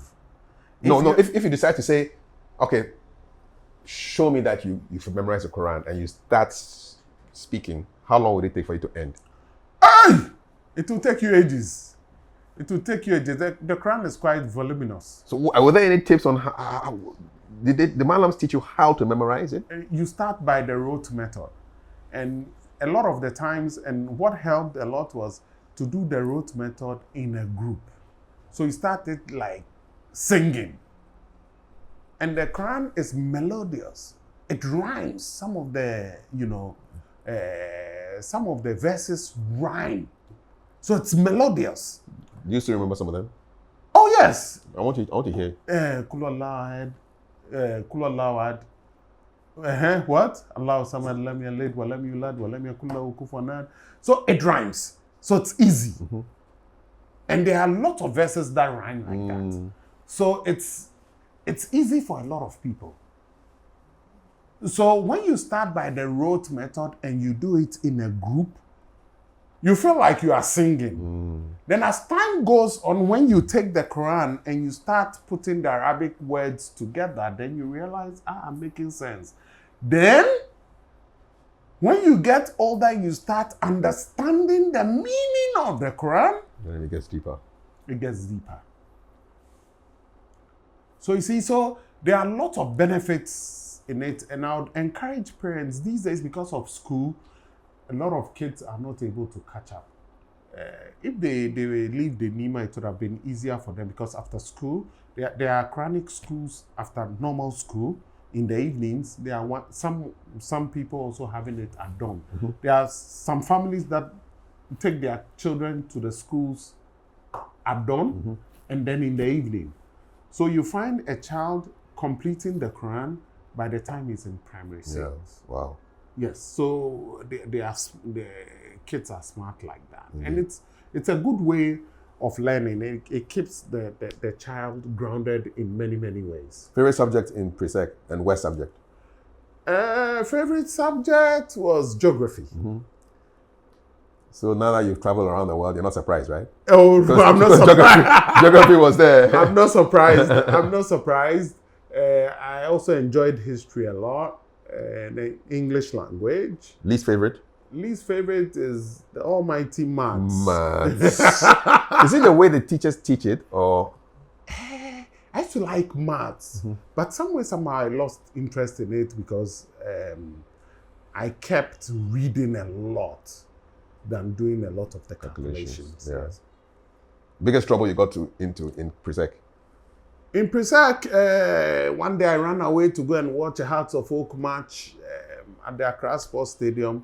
I was coming back in the night, and Mr. Samoa caught me. Those days, pre-sec used to share wall with IPS. Mm-hmm.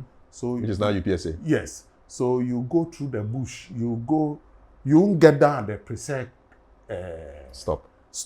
You get down at the IPS junction. And then you walk into the bushes. Then you walk from the back alleys to get into your dormitory. Then Mr. Samoa caught me. Who was Mr. Samoa? He was a housemaster. He was the housemaster of House 1, but he lived close to our dormitory. Caught me. Sannie! Oh, he identified you? Oh, yes! I was very popular then. Sannie, where are you coming from? Oh, Mr. Samoa, the water was not flowing, so I went to the bush. They say, where are you coming from? You are describing something. Yes, I said, the water was not flowing, so I went to the bush. Sannie, you are lying. The water is flowing in my house. How come your house is not flowing? Charlie gave me some large portion of land to weed. And then another time to the same House of Oak, I went to watch their House of Oak has put man in trouble. Oh. I went to watch House of Oak in the lottery. Yeah. Lotteries. They used to train at lotteries.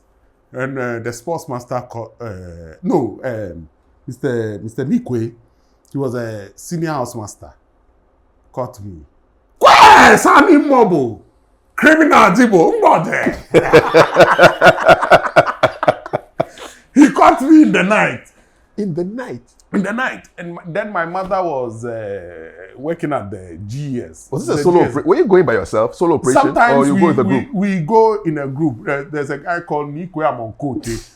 I used to go a lot with him. He was also an ardent House of Oak supporter. I used to go a lot with him. But Nikwe is very, very smart. He was a short guy. Charlie, he could dodge. You won't find him. But Mr. Kote caught me. And then he knew my mom used to work at the Ghana Education Headquarters. So he went to report me to my mom. My mom came to the school, Charlie. He came to discipline me, came to slap me on campus. Charlie. Ah, Charlie, crown! Say, mommy can't slap her. Sannie, mommy can't slap her. It's a boys' school too, man. Charlie, I couldn't sleep. You know. Charlie man did things. But we thank him. Phobia. Masters. They give you problem. They gave us problems. But it so happened that eventually, you know, one played a role in the club in its glorious times. You know, the Hearts of Oak newspaper was started by Keto Krekonai. Oh, the current president of the Yes, Ghana the Football current, Association. yes. In fact, he was here just last week. Kurt was here. he was here for about 1 hour before he left for the World Cup. Yeah. Shared a few thoughts on, what we should do to keep the team on its toes. So I've been with Kurt for a very, very, Very long time. You don't remember that those days at Choice used to come around a lot? I don't remember. You don't remember? He used to come around. Yeah. Because he's my a journalist close too. He friend. started as a journalist. Yes, but we formed a very, very good relationship in the industry. Perhaps he was the closest to me in the industry. In fact, in the football industry today, there's no one that knows Kurt Okreku better than I. We used to work together. We worked together at Tudu Mighty Jets at the club. We worked together at Accra to Folk for the newspaper. And then we did a lot of private things together too as well. The way they released Otto Addo, you didn't like it? I didn't like it. Otto is my friend. He's my personal friend. Otto is my personal friend. I believe in his abilities and all of that. But the day he was fired, I'd heard rumors, so I texted Kurt. He called immediately. I said, you sacked the guy? He said, yes. We just announced, we just told him. I said, what happened? He said, Charlie, the results are not going right. Something has to give. And you would have to understand Kurt from a point that the federation is the decision-making body, and if the results are not going the way they should go, people will hold their feet to the fire. But why did you want Otto Addo to stay? I wanted Otto Addo to stay because I thought it was too close to the World Cup. I thought that he still had a project to deliver. I thought that we had too many injuries for him to be judged based on the fact that a lot of his players were injured. So to take a decision on him would be unfair. But if it is for the better of the country, I would support it. On any day, I would support Ghana first. So, but you still think they were impatient? I thought they should have waited a little bit, yes. What do you make of the new coach now? I think he's a fantastic coach. I think he's a highly experienced coach. We've never had a coach in his caliber. Normally, we can't afford a coach like him. Where did you find the money from to afford this one? Because there's a project. The project is the World Cup. So by all means, the World Cup, also has money. So you would have a little bit of a leeway to convince the minister that, Charlie, if we do well, we can use part of the money to pay him. So that would perhaps be the way he can be paid. In the long term, I don't know if would be able to retain him because his salary expectations are high. And he signed a short contract, hasn't he? Yes. 4 months? Yes. But if we are able to retain him on the long term, we'll need somebody who can stabilize the team for the long term. We need stabilization a lot. We have a lot of young players coming through, even though it's not like the way we were before. We have we should have a long-term plan in stabilizing the team. So we know that when the Black Stars is called, who would be our starting 11, for example, we should know. So we need somebody to be able to stabilize it. And I think that with the knowledge and experience of Carlos Queiroz, we'll be able to achieve great things. Where do you think Ghana is making mistakes in terms of coaching?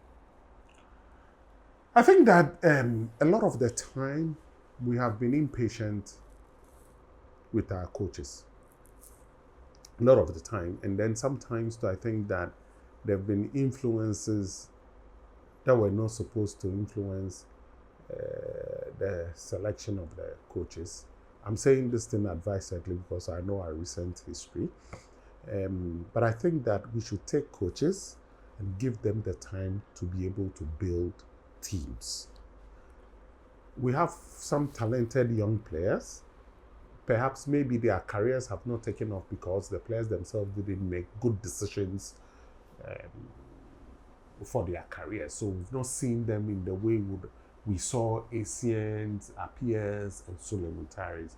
But if their club side careers stabilizes, we'll be able to see the good of them.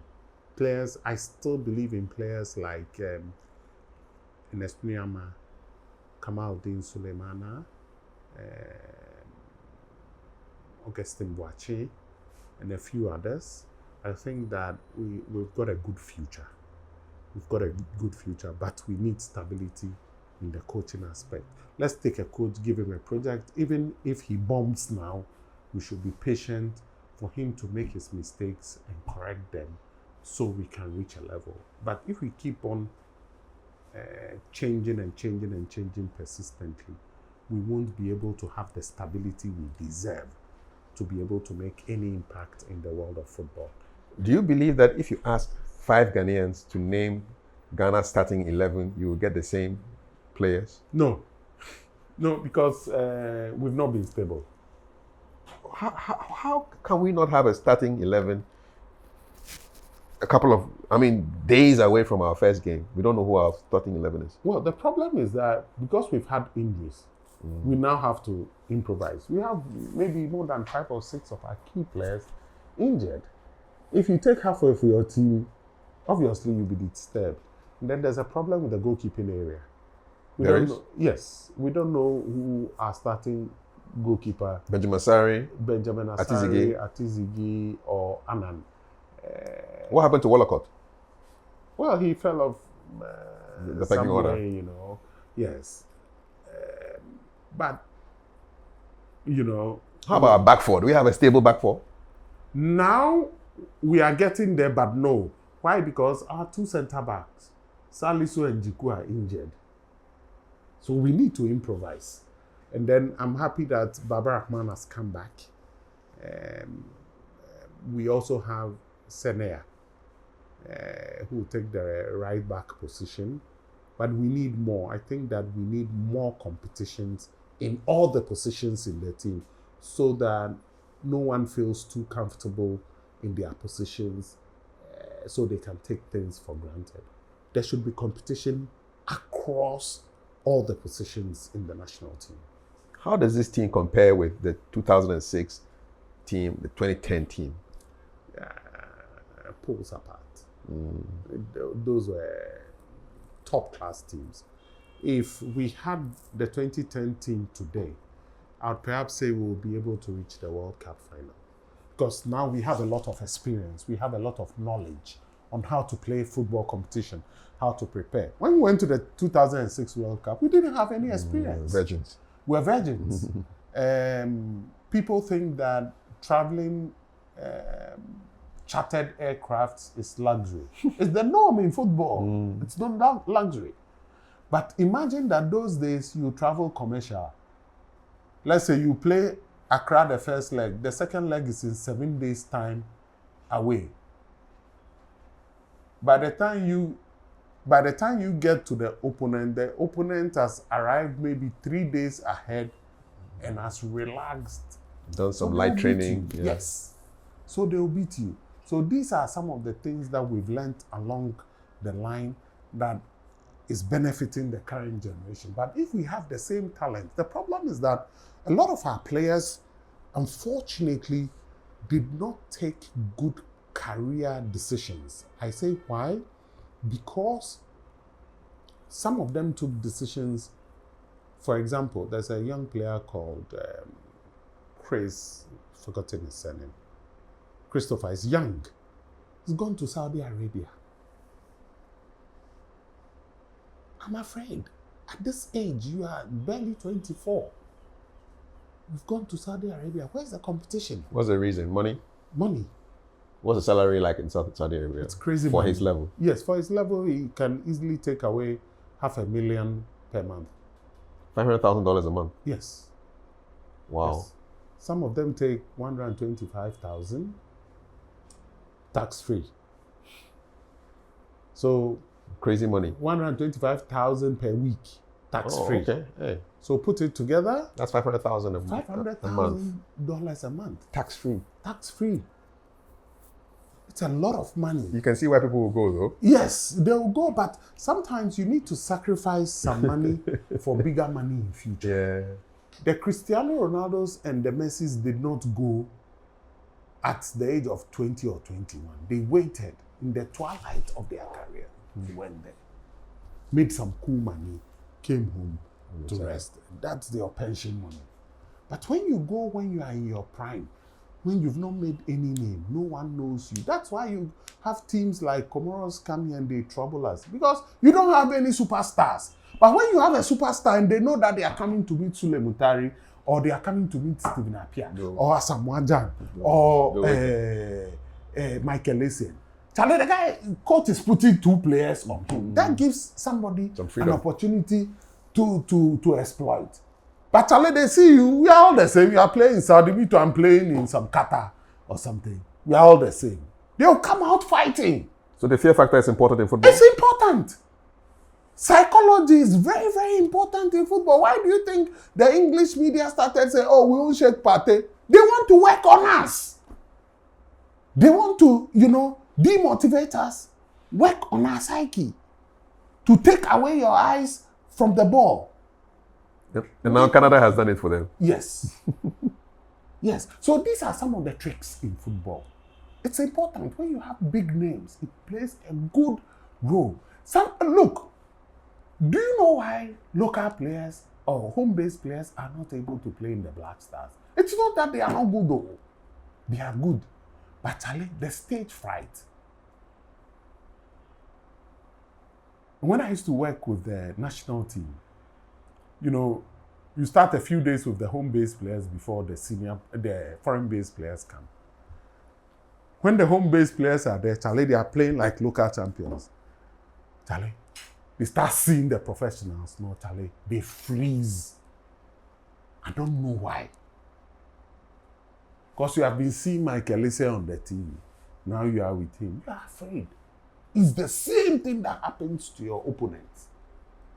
They see Michael Essien on the TV, they say, hey. Then today they are on the field with Michael Essien. Even their own supporters are chasing Michael Essien for autograph. What does it tell you?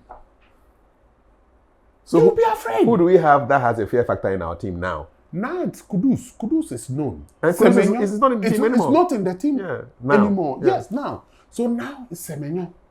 Semenyo and Partey. And Partey too has been sidelined for the first game. Yes. So you see, we don't have that fear factor anymore. As opposed to the 2010 team where you had who? Everybody was there. What was the Kakai?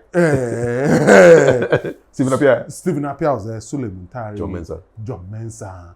Asamoah Gyan. Kevin. Andrea, Kevin Prince Boateng. Charlie, the names were all over. Everybody was top notch. Everybody was top notch. Look, 2008 African Cup of Nations. I was seated next to Jose Mourinho. Ghana against who? And it was Hans Edusape. What was his capacity then? Was he coaching somebody? He was coaching Chelsea, but he came to Ghana on holidays to see a few of the African Cup of Nations matches. Charlie, Hans Edusape was playing there. He was playing as if, Charlie, he's gone mental. Mourinho asked me, who is this defender that doesn't make mistakes? Says so, he plays in Germany. What is his name? I mentioned the name. Takes his phone, sends a message to some boy. Look at it. I think perhaps he would have signed him, but maybe for the age he was then. But he was asking, why is it that he's not making mistakes? So you see the caliber of players we had then. So I think that we should start encouraging our players to start thinking about, the careers they have, where they play, and all of that. If they do that, it will help us a lot. When we have big name players, Charlie, it frightens people. So if we had gone into the World Cup with Mohamed Kudus, Partey, Semenyo, Charlie, the fear factor is there. If we had gone there with those names, at least the thing is that coaches plan their tactics sometimes around players they know. Yeah. Would Andrea, you have given us that fear factor too this year? It's been a long time since I saw Andre playing. I won't be able to say that. But it's a recognizable name. It's a recognizable name. I don't know what the coaches see that we don't see. Would we have added something to the team this year? Yes, he would have added at least leadership. He would have brought some leadership to the team. That for sure. But I've not seen him play for a very long time to make a judgment call of whether he's capable of playing in the first team or not. So there are lots of factors. Or even 20. I mean, Rajamila was coming on for 20 minutes and making impact. Yes. You see, Kafui, a lot of the times people don't know. He was definitely a fear factor guy. Miller. Yes. Even at that age. Yes. A lot of the times, coaches take decisions for various reasons. Sometimes they might communicate it, sometimes they might not. Sometimes they won't communicate it just to save the player. Sometimes they might say something that might hurt the image of the player. So there are a lot of reasons. So that's why if coaches take some decisions sometimes, I am careful not to condemn them too much. There are instances where players have been dropped from the national team and people will complain, but people don't know why. Sometimes it might be reasons not just because of football. Sometimes it might be a reason for team bonding. Sometimes it might be discipline. Sometimes it might be to send a message. It's not everything they say. It's not everything they say. You cannot, for example, say that, I don't think the player can play. He's the best player in my team. What you do is that you reduce the value of the player, or sometimes even you have the player even challenging your decision publicly. So sometimes, knowing what I know now, when I was a journalist, I used to question it. But when I became an administrator, I understood that sometimes some of these decisions, it's not important to tell the public. There are a lot of things people will know. But the head, my mom always tells me, the stomach is not meant just for food. Sometimes it's meant to keep information. Wise mama. I like it. If you look 10 years into the future, what will success look like for the Black Stars? 2036. 2036, I think that we'll see a new national team of young players, more committed players who would take Ghana places. But in doing so, we also have to work on our basics. I'm afraid that over the past few years, the teams in the Premier League have not been producing top-class players at the youth level to the top. Most of the top players today going abroad or going to Europe to go and play are coming from small teams or small academies. We have to change that trajectory. The clubs in Ghana must be more ambitious. The federation must also put the coaches on their toes. And then I think that we must also find a way where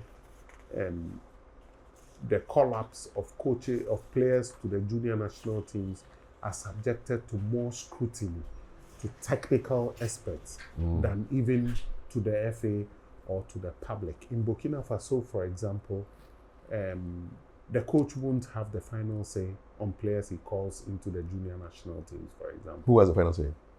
There's a committee of coaches, experienced coaches. You have to come there and defend your selection. Because if you put too much power in the hands of one person, there's a likelihood the person can make a mistake and no one can call him to question. Or there's a likelihood that other factors could influence him in taking a decision that would not be in favor of the country. So I would suggest that we also look at a similar plan where the call-ups of players to junior national teams are broad-based and mostly also to be players that the country already knows. I say this for a reason. The junior national teams we had many years ago that excelled, before a lot of them became successful, we even knew that these players would be future stars. Was that like that? What created the 2006 team? Yes, they started at the Valco tournament. They started at the Valco tournament with Michael Essien, Derek Watkins, and co. So even when they were kids, we knew them. This is Yes. future star. We knew that they will be future stars. So I would suggest that we should do something like that. We should start our national under 30, under 15 competitions, call players from there, and then we know that they would be our future national team players. Then, by all means, some will fall by the wayside, others will also grow. Others will grow. Some players develop later on in their lives, others will come in. So when they join in, we have a better unit. Is Ghana due an AFCON win? We've been sitting on this 4th win since 80-something. Yes. Ghana... 82, right? Yes, since 1982. But Kafui, now it's even more difficult than before. Look, Senegal has a frightening team. At the last African Cup of Nations, I worked with the Senegal team. I was a media officer in the center. How's your Wolof? Not too good. Nanga def. Maybe so. So I worked at that venue, and I could see the talent that the Senegalese have, and I think that it will be very, very difficult to catch up with them. They've got a lot of talent. Not only that, but I also find that the Senegalese are much more nationalistic than perhaps the Ghanaians. Really? Why? Yes. I say so because, a lot of the kids, for example, growing up in Europe, who are Senegalese, of Senegalese descent, born in Europe, who are playing in the top academies. At that tender age, they want to play for Senegal. Even though they're in France? Yes. There's this boy in the team. He's 19 now. During the AFCON, he was 18. Ibrahim Sannie. He plays for PSG. In 2 years, I would say he would be playing for the French national team. But he's opted to play for Senegal. But if it was a Ghanaian, you find the parents say, oh, man, Ghana, draw. They'll do this. Oh, in Ghana, there's corruption. Why do we say bad things about our own country? Crazy. So you find that the kids themselves are being poisoned at the start. By their own parents. By their own parents. By their parents, by us, the media, and Ghanaians generally. So I want us as Ghanaians to also start changing our mentality towards our country. I'm not saying that the FA is a perfect institution. The FA has got its faults. The government has got its faults. I would want to see a situation where our government is investing more money in football. I told you of Morocco. Mm-hmm. They are investing more money in football. The full-size pitches. In Ghana, when they give some $2 million to the national team, it's a topic for discussion for the next 10 years, as if they've given the country's entire money to football. It's a whole topic. That is a drop in the ocean for Senegal, for Morocco. So we should be, if we want to be excellent in football is expensive. Don't think that it's just the normal things we do. Football is expensive. If you want to play football at the highest level, you have to be ready to pay. Is Senegal going the way of Morocco also? Yes. They are investing in pitches and things like that? Yes. They recently built a stadium just off the capital, Diomande. They paid more than 250 million euros to build that facility. You can't build that thing here. In Ghana, you'll be killed.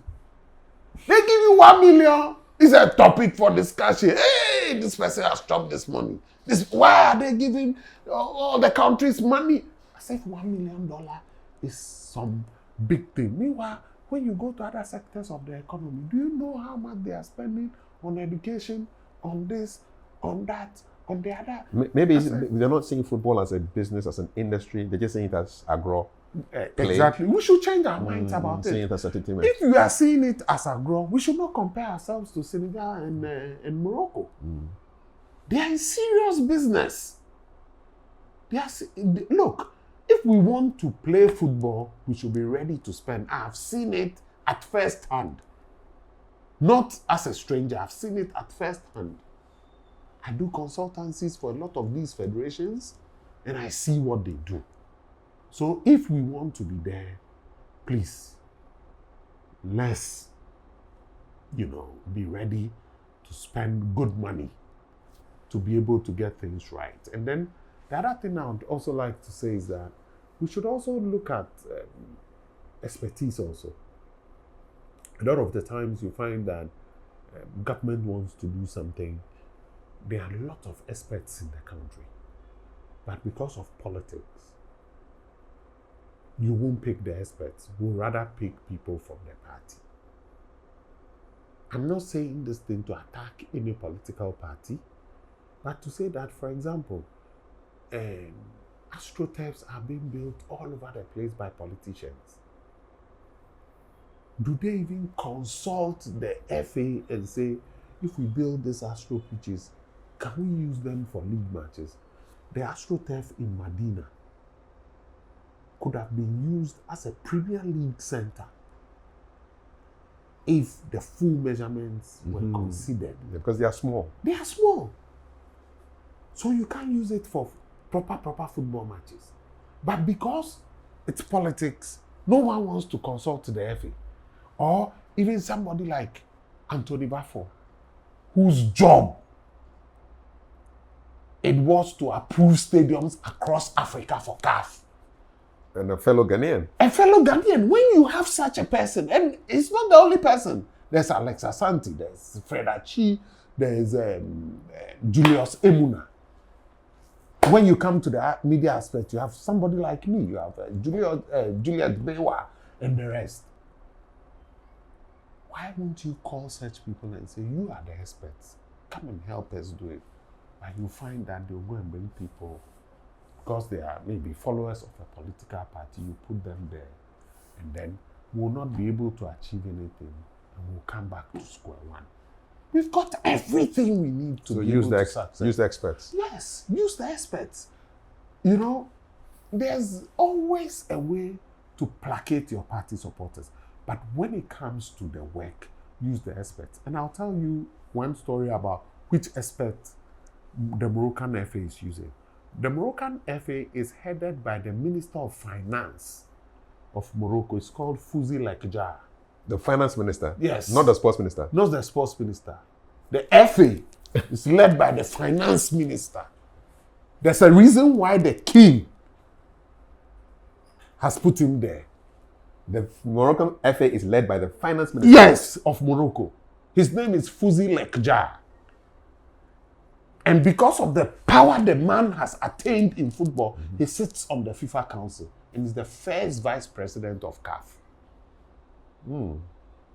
So you see the power. Triple power, man. Triple power. Morocco, CAF, FIFA. Yes. And then finance minister. Quadruple. So when sport is looking for the budget to fund something, the money is there. And then this man, knowing that he's too busy and can't run the day-to-day affairs of the team, got the former general secretary of CAF, who is a Moroccan called Mouad Haji, to resign and come home and come and be the person in charge of all the special projects of football in the country. Which the king oversees. Yes. So you see, they are using the experts they have. In areas where they don't have experts, they are bringing the best, hiring top Spanish national team coaches. You know, the former coach of the Spanish national women's team is the coach of the Morocco national team today. National women's team today. Yes. So you can imagine the dollar they are paying. I was at their academy in Saleh, just off Rabat. The video analyst, the one that heads the video analysis department of the Moroccan FA, was the one Liverpool used the last time they won the Champions League when Klopp was there. They went to Liverpool and poached him Do you know how much they will pay him? Pay such a person in Ghana and the earth will come down. Sikedie basa. I will say on my nisikano. Sikedie basa.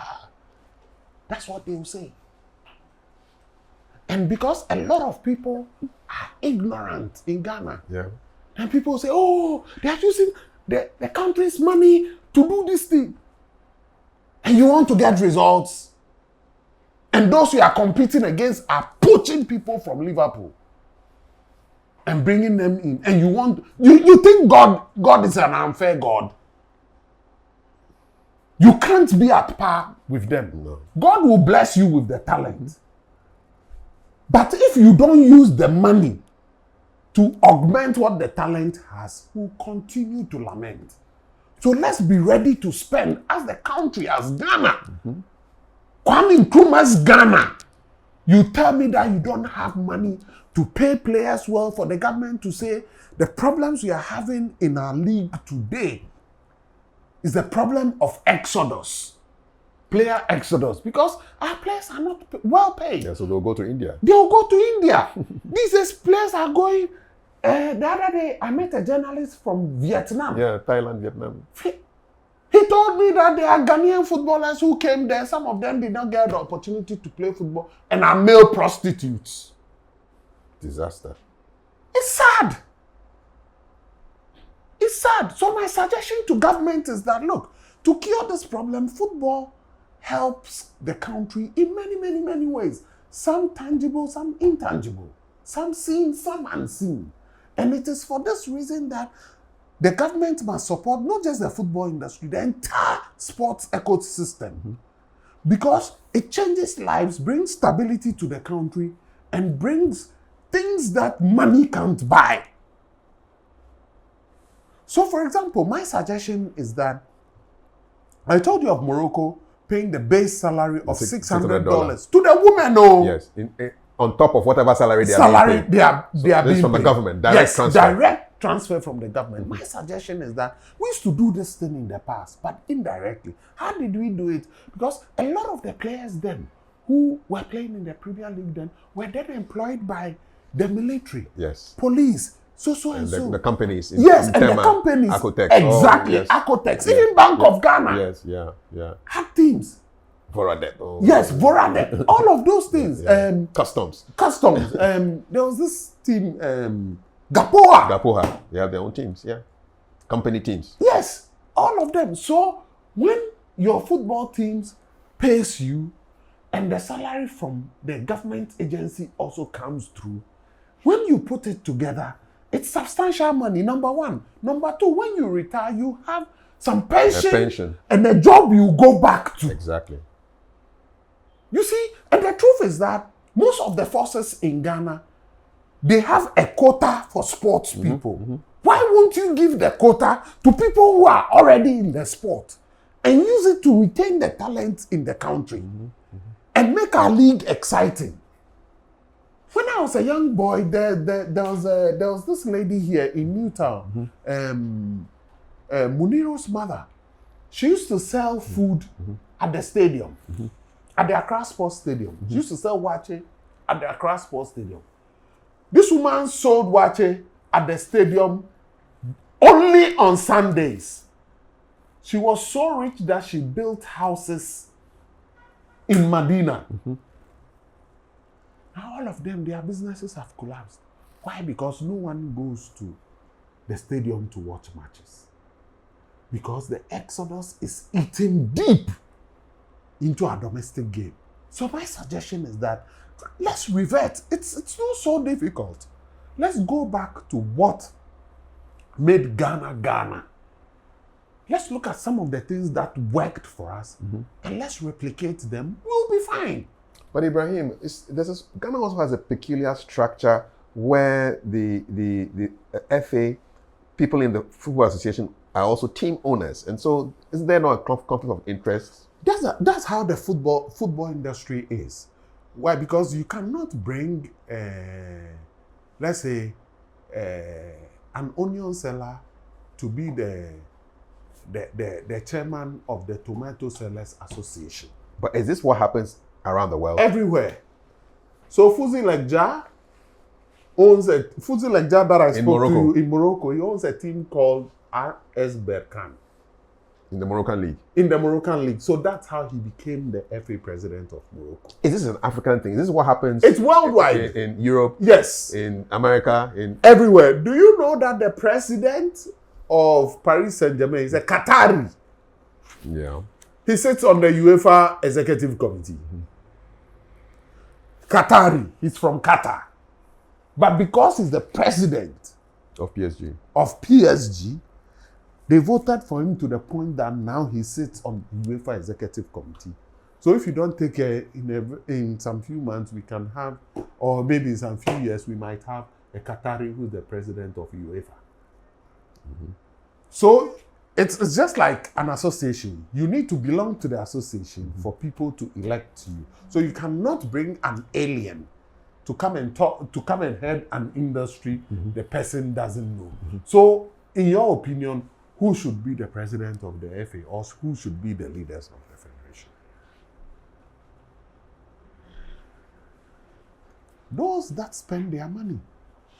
Those who spend their money in football, those who run football day to day, are the ones recognized by FIFA to lead football. So Gianni Infantino, for example, not telling he has a club. He started with a club. Okay. Before he went into UEFA, and then UEFA, now he's at FIFA.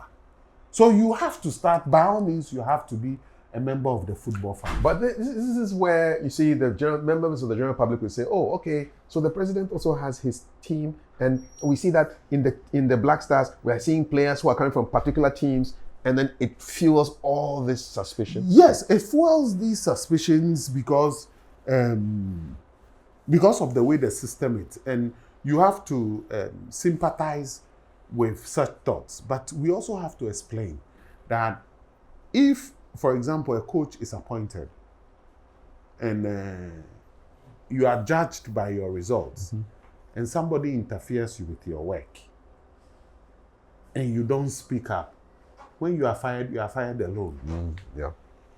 You come alone, you go alone. You come alone, you go alone. So this is the basis. But also, would it be also fair, for example, to say that there's an FA president, there's an excellent player in his team, just because he's the FA president, should his player not play in the national team? Would it be fair? It won't be fair. So we have to trust the system that the people running the show, the coaches running the affairs of the teams, are also fair, knowing that they are only judged by their results. Maybe that's the issue, that people don't trust the FA. Yes, I think that it's something that we must continuously work towards. For example, it is why I said that if we bring, for example, a committee of respected elderly coaches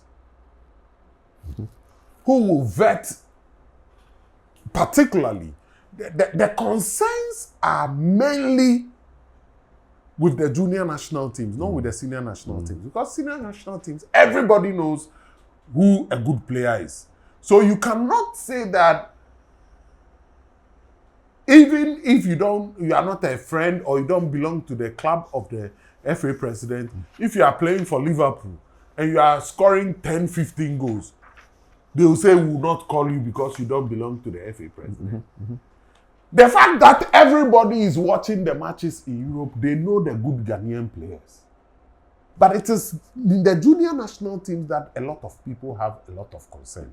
And that is why my proposal is that when we empower these coaches, we should not put all the powers in one person. Yeah.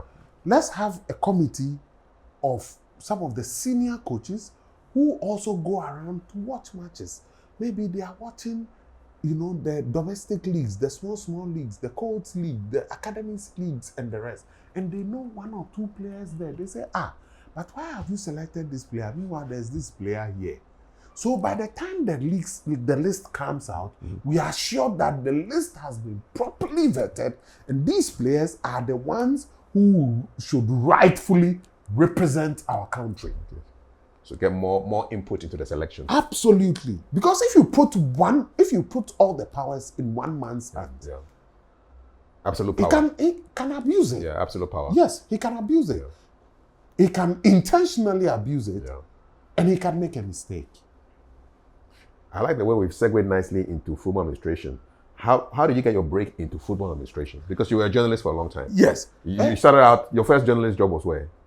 My first journalism job was at Choice FM, actually. Okay, early 99, 2000. Yes. Okay. Then, whilst I was there, I was at Legon at the same time. You were in school. So I was juggling the two and helping Radio Universe. Exactly. What were you studying at Legon? I was studying religion. Okay. Yeah. Interesting mix. Yes. So You could have been a Malamu. It's true. In fact, those days, I used to curse people. I used to say, those friends of mine at Commonwealth who used to have girlfriends then. You were in Commonwealth too? Yes. Good. Vandal. They used to visit. Yes. Inter, exter. Yes. I say, you go to hell. Don't let the girl come here. Malam Ibrahim. Yes. And I remember once I was pondered at Commonwealth Hall because I didn't have a girlfriend. They've never seen me with a girl before. Then one day they said I was gnashing too much, so they have to go and pond me. And they ponded me. And so the girl didn't come. Oh, so the girl didn't come, Charlie. So you were juggling all these things. University of Ghana, Choice FM. Choice FM. And at the same time running a family forex bureau. Yes, so yes, in Newtown. So whilst we were at Choice FM, you remember, immediately I finished my morning show. You're gone. I'm gone. I'll come to the Forex Bureau, stay there for a couple of hours, go for lectures, come back, and sometimes I'll have programs on Radio University as well. So I was doing all of those things. Yeah. Yes. And then I'll spend my the vacation time from Legon to as well to teach children in the neighborhood because I thought, had a lot of opportunity in my life. So I needed to give back in many ways. Some of them were not up there, but a lot of the kids were brilliant. And I thought that with a lot more help, they could do more. So we spent a lot of the time doing extra classes for free for them, vacation classes for free for them. A lot of them, actually, some of the boys there went to Presec. Are you tracking some of the progress of some of those kids? A lot of them come here. Some of them are still here. Okay. Some of them are still friends here. All right. A lot of them have gone on to do a lot of good things. Some are accountants. Some are working at Bank of Ghana. Good job. And the rest, So because I went to Presec, it inspired a lot of them to choose Presec. So we now have in Nima a lot of Presec graduates, maybe 20, 30 Presec graduates. Nice. So it bodes well. You need to think about the future. Especially when they saw that nobody turned you into a Christian. Absolutely. Exactly. You can still be a Muslim and still go to a Exactly. a church school. And then Kafui, it's also quite problematic. A lot of the times, I love Nima so much. Because I went to Makaranta here, I have a lot of friends here. The things I see in Nima, I don't see it anywhere in the world. Like what? The way people are united, the way people go out of their way to help people, you don't see it anywhere in the world. I'll narrate one story to you. My grandmother died about 3 or 4 years ago. I was here in the morning. I think I'd gone to Egypt. Came in the morning. Whilst I was in Egypt, I received a phone call from my aunties and my junior sister that my grandmother was not too well, and they thought she was on her last legs. So I came back from Egypt in the evening. Straight from the airport, I went to the house. She was okay. Okay. Then in the morning, I came back to drop a few bags here. Then maybe I'll go later on to go and visit. I received a phone call from my auntie that my grandmother had passed away. Okay. Oh, may she rest in peace. Yes. Amen. And one of the guys here, Bawai, he was the first person in that day. I told him that I'm going to Dakuma. My grandmother lived in Dakuma. I told her that I'm going to Dakuma. Grandmother has passed away. So if anybody comes around, maybe they should come after 3. So by that time, she would have been buried. do you know? That was all I said to Bawai. That was all I said to him. Simple message. Simple message. I didn't tell my friends that my grandmother had passed away. So I was just going there quietly so we can do our thing. Do you know? I got to Dakuman, 3 bus loads of people from Nima. I had not informed anybody. 3 bus loads of people from Nima had come there because of me. We got to the cemetery, Audome Cemetery, at about 1 p.m. About 5 bus loads of other guys who had not heard at that time they were told here had also come. Then after about 4 p.m., everything is done and stuff. I wanted to come to catch up on some, a few work stuff. 7 p.m., a huge delegation had come. People who were then at work, who had not heard, came here to commiserate with me and pray for my grandmother. For me, this is priceless. These are people you did not tell. But they came. They came. Even for some of them, there are people I just see and say, hello, good morning. For me, you won't find this thing anywhere. I've seen treachery. In this industry, you see a lot of treachery. Who stabbed you the hardest? I wouldn't say names, but some people quite close. The actions they did, sometimes you hear things, but I don't take things to heart. I don't take things to heart. It's pointless. That's why you don't have too many worry lines. Yeah. It's pointless. It's pointless to think about things. I live my life. Let it go. Easily. I don't keep things to heart, even if you do things. Just like you, Kafui. Just like you. Keep it cool and go. Just go. Just don't bother about it. Carry on and do your best. Try your best in life and just leave the rest to God. That's it. How did you go from Choice to BBC? Well, you remember when I left Choice, what happened was a lot of our colleagues then at Choice, not only at Choice and even Kurt had left for the UK. After he got married, he left for the UK. So he told me that, Ibrahim, we need to further our education. So I'm going to do accounting in the UK. So I think that you should also try and come. Then at the Choice newsroom, Jifa Hiachi. Yes. You remember Jifa? Indeed, he's in America now. Yes. Jifa also told me that, Charlie, one of the best journalism schools in the UK, in the world, actually, Cardiff University is good for journalism. So I think that you should go and try your master's there. Jifa got admission at Cardiff, but he didn't go. He chose to go to America. Yeah. But I looked at the opportunity and said, look, let me go to the UK. The UK is known for its straight journalism. Already I knew about how journalism was in America. I was not impressed. The way I saw Fox News and the way they were too one-sided in the way they reported was not attractive to me at all. So during my days at Choice FM, I started saving money and decided that I needed to pursue my education. I wasn't trained as a journalist. I came into journalism by accident. I was then a serial caller on Joy FM, on Carl Tufo's programs. So every Saturday around this time, they would do their, it was then the only sports show in Ghana. Yeah, the one that Nathaniel Otto does now. Now, yes. It was then hosted by Carl Tufo or Kofi Opariado. So I'll phone in, give my thoughts, and then one day, Carl also used to come to our Forex Bureau to change money. So I formed a good relationship with him. He used to buy me magazines, actually, Carl Tufo, so I need to give some big ups to Carl. And then when I phone in, the contributions I made got them, interested. Sometimes they will phone me, oh, we want to have you on the show.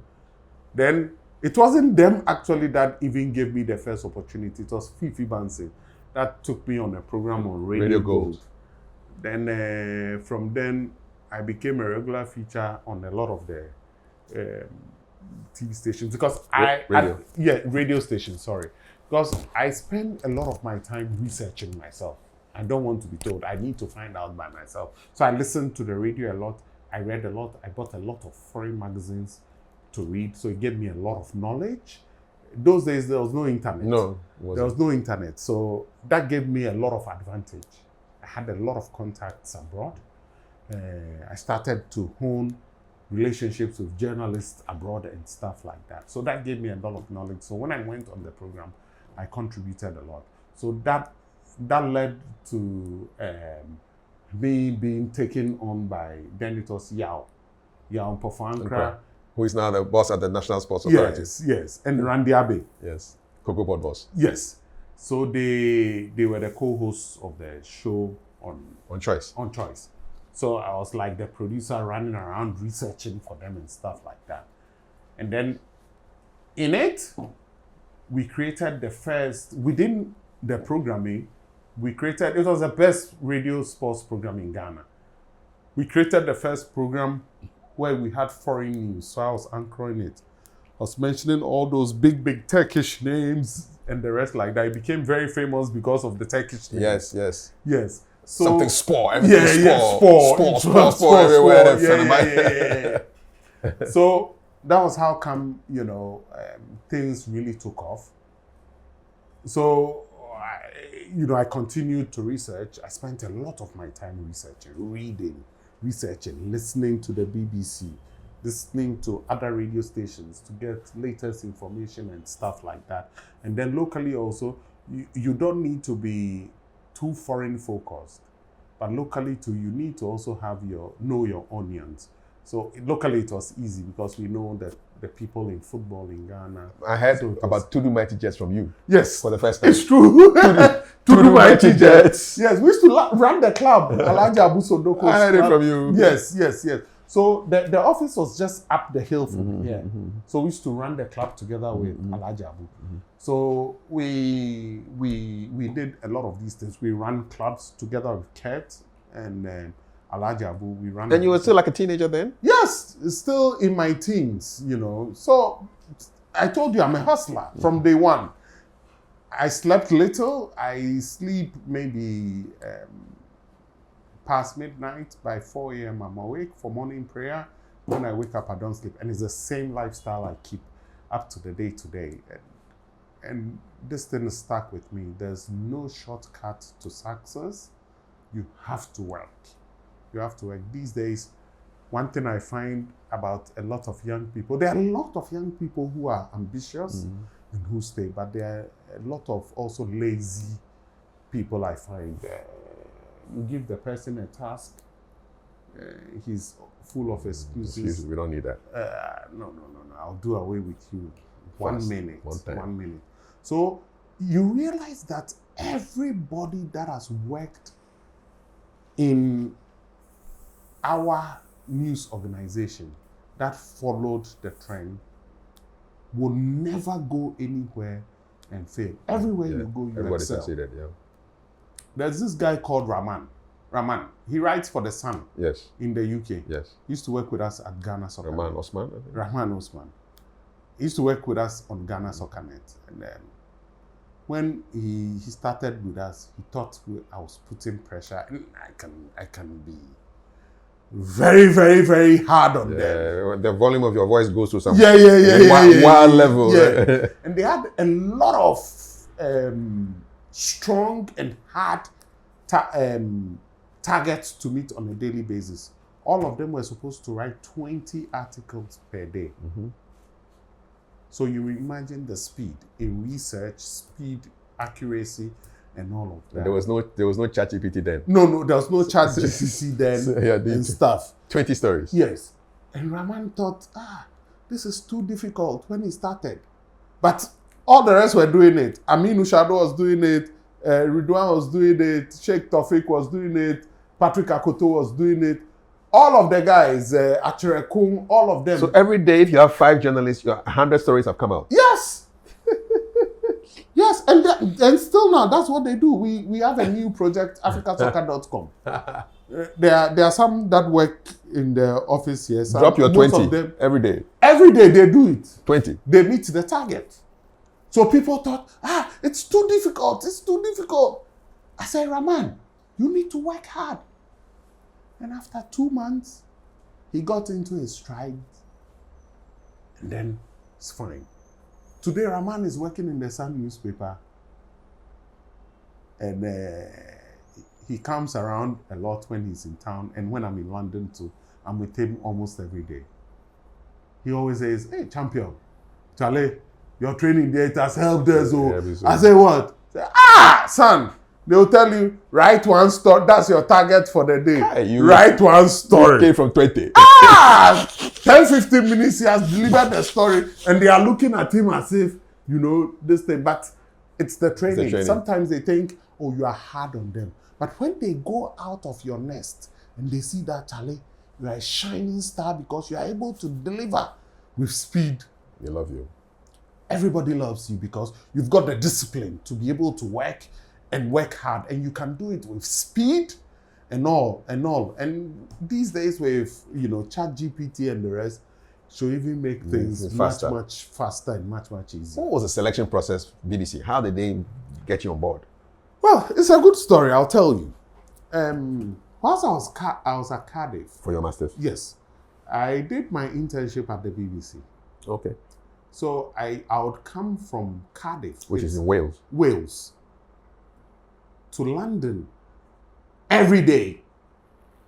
By train. And I was paying it. How early do you get on the train? I'll get on the train 6 a.m. You're in London? By 8 a.m. I'm in London. So I did that for 1 month. Every day for 1 month. And I paid. Trains are expensive in the UK. So I did that. So just at the time I was completing my thesis, in fact, I wrote my thesis in 2 weeks. It was a distinction thesis on the exploitation of African players in Europe. I wrote the thesis in 2 weeks, the entire thesis piece. So I had gone on holiday in Italy to actually, Steve Napier was then playing for Juventus. I'd gone to him on holiday. I received a call from my supervisor.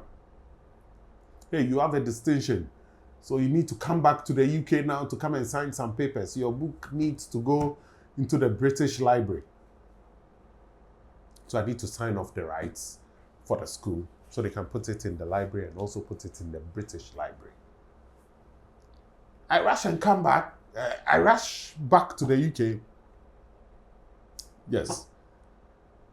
Then,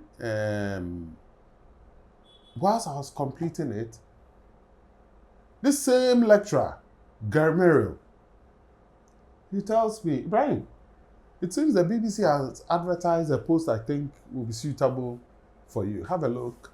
I had a look. It was African sports. I applied. I'm told about 180 people applied. I was called for an interview of 10 people. 2 of us were chosen.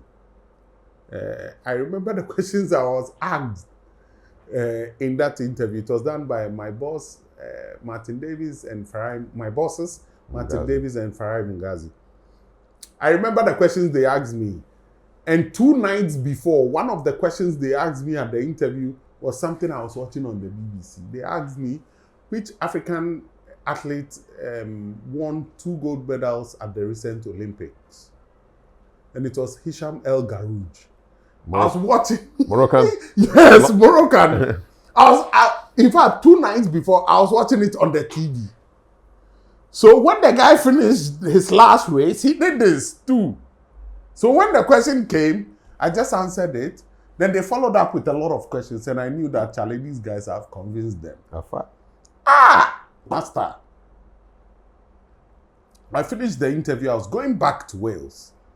to go and finish up binding my thesis and the rest. On the same day, the same day I had the interview, the same day, I was asked to come back to London again. They didn't want to lose the guy. Hey, Charlie! Who was the other person who succeeded with you? There was a Sierra Leonean guy, British Sierra Leonean guy called Ade Darami. Okay. But he decided at a point that he wanted to go into corporate communications. Okay. So he left the BBC to go into corporate communications. What's BBC training like? Great. First, before you start, you have to undergo a training for 1 month. There's a college called the BBC College. You undergo training. Before you come On air. Komla Dumont underwent the same training. What do you do? Hey, Charlie, they will take you from the scratch. Those things we do in Ghana is something they don't do completely. Everything you read on air, you write it. So everything that we hear them saying has been written. Has been written. You have to. It's scripted. Even the jokes. Some with live programs, the jokes are fine. Yes. But with programs like the current affairs intro, programs, everything. Yeah. Intro, everything is written. From head to toe, it's written, properly rehearsed. Even sometimes the intros to the main programs, like Focus on Africa, they'll even pre-record it to be sure it hits the time. So everything is scripted. So you are taught everything. So you leave everything you've learned from Ghana. Come and relearn. Yes, come and relearn. I remember one time, Komla, may he rest in peace. When he came to the BBC. You know, he's a king of ad-libbing. Excellent ad-libber. One day he was ad-libbing, and there was this girl, Sarah. She was a producer of the program, young girl. And you know, Komla is highly experienced. And you know, in Ghana, the presenter has power over the producer. But at the BBC, the reverse is true. Producer has the power. Yes. So the girl, she's young, 26 years.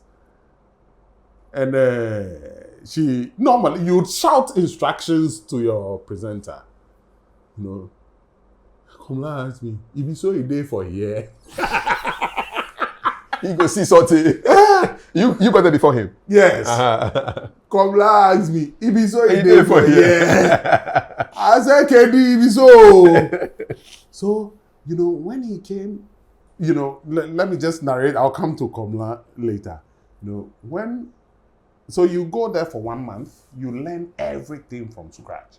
Learn the ethics of journalism, what to say, what not to say. Even pronunciation, they will take you through it. Your voice, they will send you for training and all of that consistently. And from time to time, you undergo training. It's one of the best things that can ever happen to a journalist's career. Forget about the money and everything. The money is not bad, but forget about it. The training is what is very, very important for a journalist's career. And the colleagues you meet, some of the colleagues are really, really nice. I met some really, really good bosses.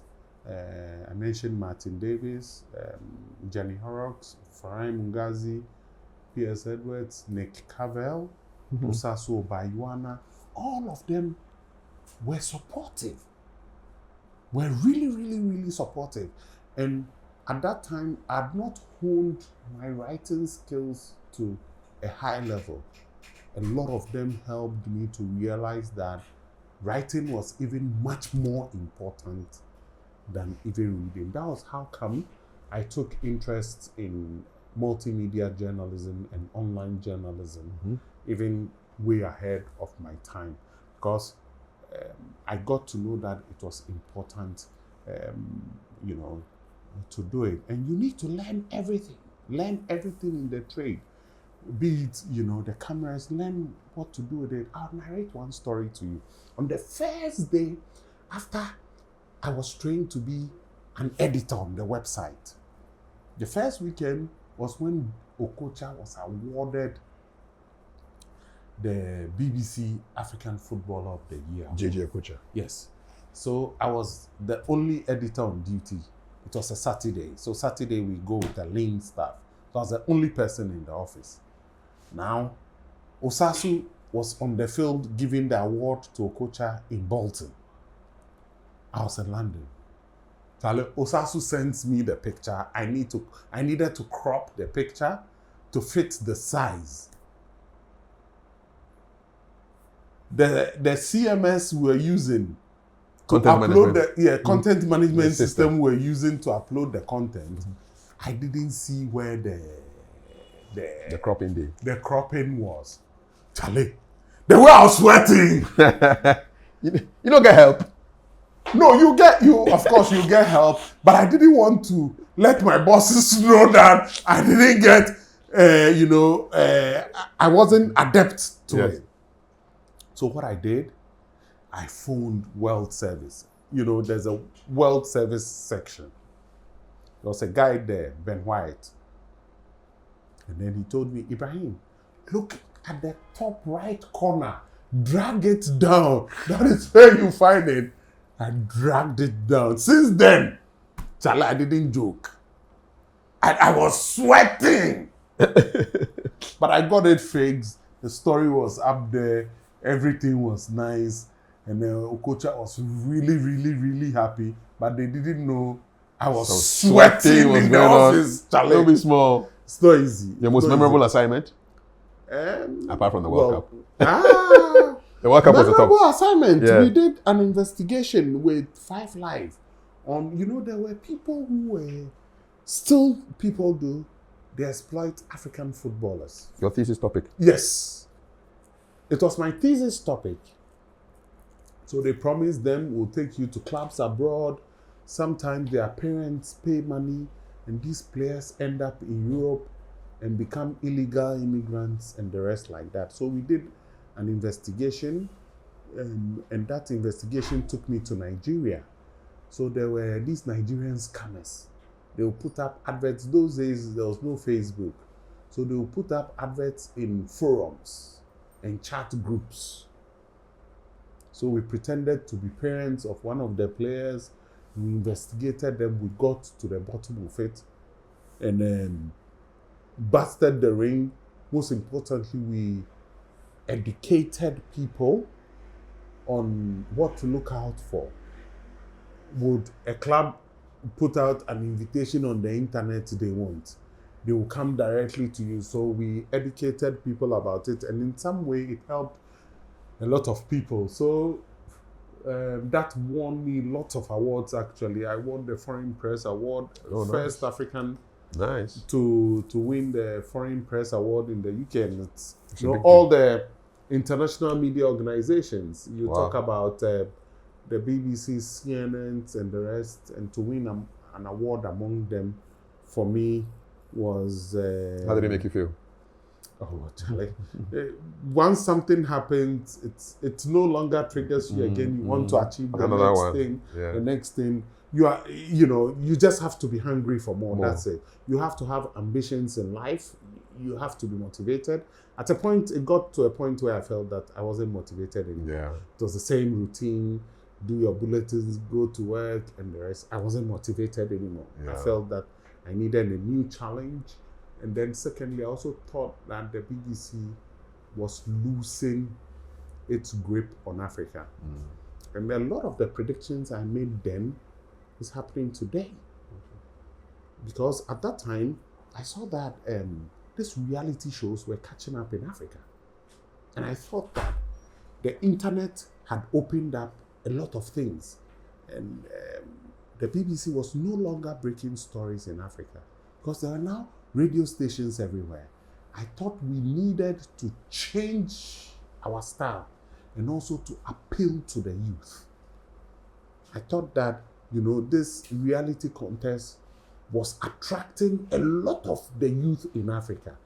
And I thought at that time, number one, I'd suggested, we had an away day, I remember clearly. Then it was one guy called Solomon Ngera who was our editor. Then before that was Joseph Warungu. When I said at that meeting that, look, guys, let's think about the future. Think about what Africa will be 10 years from now. Think about it. Think about what is happening in Africa now. The big brother was sweeping people all over the place. And I thought that, okay, as a media organization, and Africans were believing now more in African music. So I thought, why don't we had a Top of the Pops, Yes. a UK program on the BBC. I said, we should have a countdown show on African music. Now they have one. Now! Yes. 10 years after this is Africa. Yes, this That's is Africa.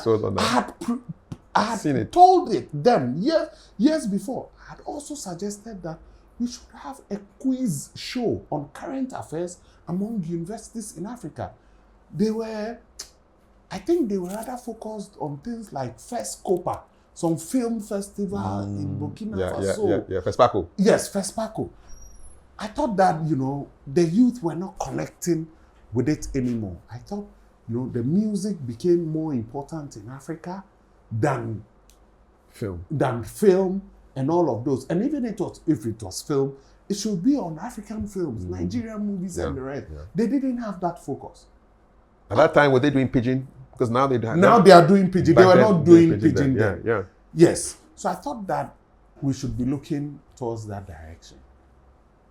So with that would come, it will be difficult because the local radio stations will squeeze you out. Of course. Because they will have the breaking news, so you won't have any breaking news anymore. You have the music. Exactly. You have the music, it will send you, because with the BBC brand, if you do a talk, let's say even a music award, an annual music award, we had the BBC African Footballer of the Year award. If we had the BBC African Music Awards, for example, it would have been a big massive program. If we had the quiz program, for example, amongst universities in Africa, catch that. Exactly, it will be a competition amongst countries, just like what the African Cup of Nations is. But I thought that they had a different focus, and I looked at it that, look, if we don't follow in this path, the youth will drive away from the BBC and will become irrelevant. How many years were you there? 8 years. Wow. Yes, I was there for 8 years, and then persistently, whilst I was at the BBC, I'm telling you why I exited the BBC. So after the World Cup in 2010, then a year after I won the award, the FPA award, I thought that, look, I've seen it all. I needed a new challenge. And at that time, Randy was the director of communications of the FA. Randy Abbey. Yes.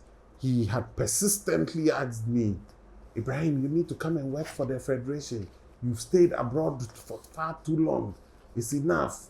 You need to come home. But I told him to give me some time because I was still learning. I saw the BBC job as an opportunity to learn and learn well. So I was learning.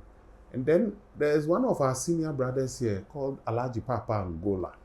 He's also one person who took keen interest in all my activities. He also advised me, Ibrahim, it's enough. You should not take more than 10 years at the BBC. Come back home at a point, otherwise the country will leave you. So I thought about it, and at that time, Ghana Soccer Net was doing well. It was bringing in some decent money. So I thought that, number one, I have my own private thing.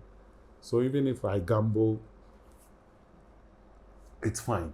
So I knew that I could come back home, have my own private business, and then maybe help in other ways. I thought that I had a lot of experience and knowledge in the football industry that I could help. And then Randy had been asking persistently, Ibrahim, won't you join? Then the president of the FA too, then Mr. Kwesi Nyantakyi, also had mentioned it to me maybe 3-4 times. And one time I was there in the night, he called begging me, Ibrahim, we need you to come and help us with this thing. And so I decided that I would come. So I was just there one day, I decided that I'll take the opportunity. I came home. First person, I went to see Randy because he was occupying the position. So I went to see him that. First of all, when Kwesi called me that this is what the ESCO had decided, I phoned Randy and told him, because I have a good relationship with him. I'd worked with him So I spoke to him, said, I've told you this thing already. So if it's ready, you should come down. So when I came in the afternoon, I went to Randy to go and see him. We met at coffee shop. I remember he bought me some fried rice and chicken. And we had a conversation. And the following Monday, I started with the Federation. So I went to the Federation as the Director of Communications and also the Deputy General Secretary. So I was like the third in command, within the Federation. What was your proudest achievement in your GFA years? First of all, setting up a department. They didn't have a department at all. Second achievement, we put up the website as it is today. You're just using all your experience? Yes. All the things that you learned? Yes, all the experience. And we did a lot of things that has now become the standard in the industry today. For example, I'd observed how the World Rugby Union would send interviews to the BBC to use. So I also did the same. So those days, the FA did not have any communication unit, but I brought a system where if we have anything to communicate to the media was expanding. So instead of dealing with one radio station, I'll record the interview. That's it. And then spread it. So I learned it from the World Rugby Union, how they dealt with the BBC. Best practice. So I brought it here. So we introduced a lot of things. The website sits as it is today. It was completely hatched by me, and brought the team that built Ghana Soccer. Yes. It's the same team that built the GFA website. The GFA website. What were the years that you were there? I think until this ANAS issue had been settled, I think I was there 2012, until this ANAS issue had been settled by this thing. I was still a staff of the FA. What was your biggest mistake? My biggest mistake, I hardly remember I made a mistake. Maybe, sometimes, I would say sometimes maybe I spoke harshly to... the journalists? No. Neil Ante van der Poel. Who was back then Minister for Sports? Yes. Yeah. I thought at that time he was throwing a lot of punches towards the Federation, and I needed to respond. I think I have to admit that in some of my public statements, I went a little bit far. Not in countering what he said, but the fact that he was one of the people that helped me in my career. He took interest in my affairs. When I was at Choice FM, he would listen to me. He would call me and say, okay, you need to do this here, you needed to do this here. And I was together with him in my first African Cup of Nations outside Ghana in Mali 2002. I was with him in that African Cup of Nations. He held my hands a lot. So for that reason, I should have been much more considerate. But I saw him later on, and we spoke about it and laughed over it. But I wished I used maybe a different approach to deal with things towards him because of the relationship I have with him. For that, I made a mistake, and I have to admit that I made a mistake. That's it. What did you learn about leadership in your GFA years? Humility. Leadership, I learned a lot from Kwesi Nyantakyi. A lot of people also, but from Kwesi, I learned about how he dealt with people. Even though he was the president, he dealt with them as if they were his colleagues. He would spend time to laugh. He was very, very open. You could walk into his office anytime. And that's how he was trapped. If he kept his doors closed, people wouldn't have trapped him the way they trapped him.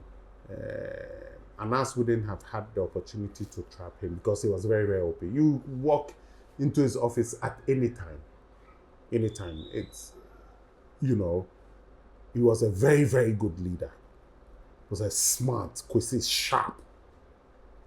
really, really brilliant person.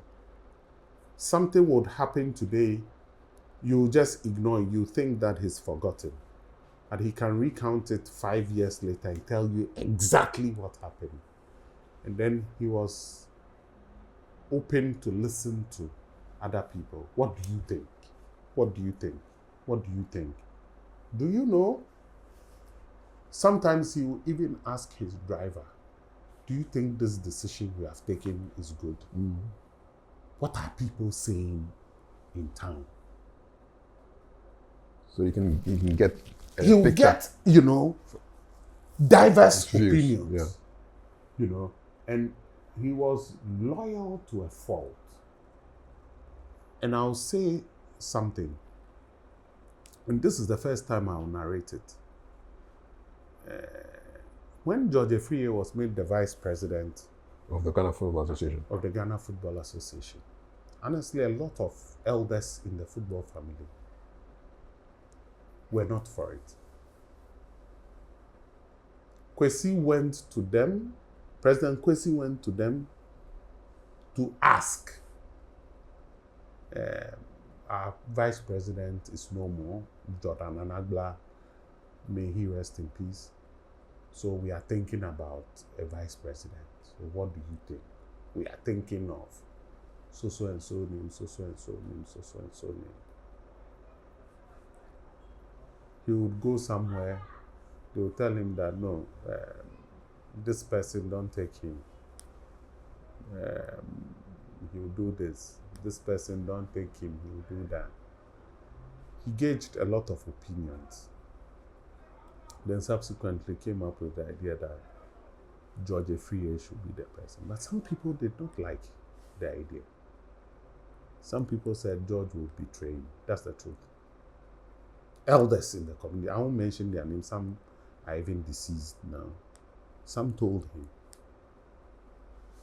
that he would betray you.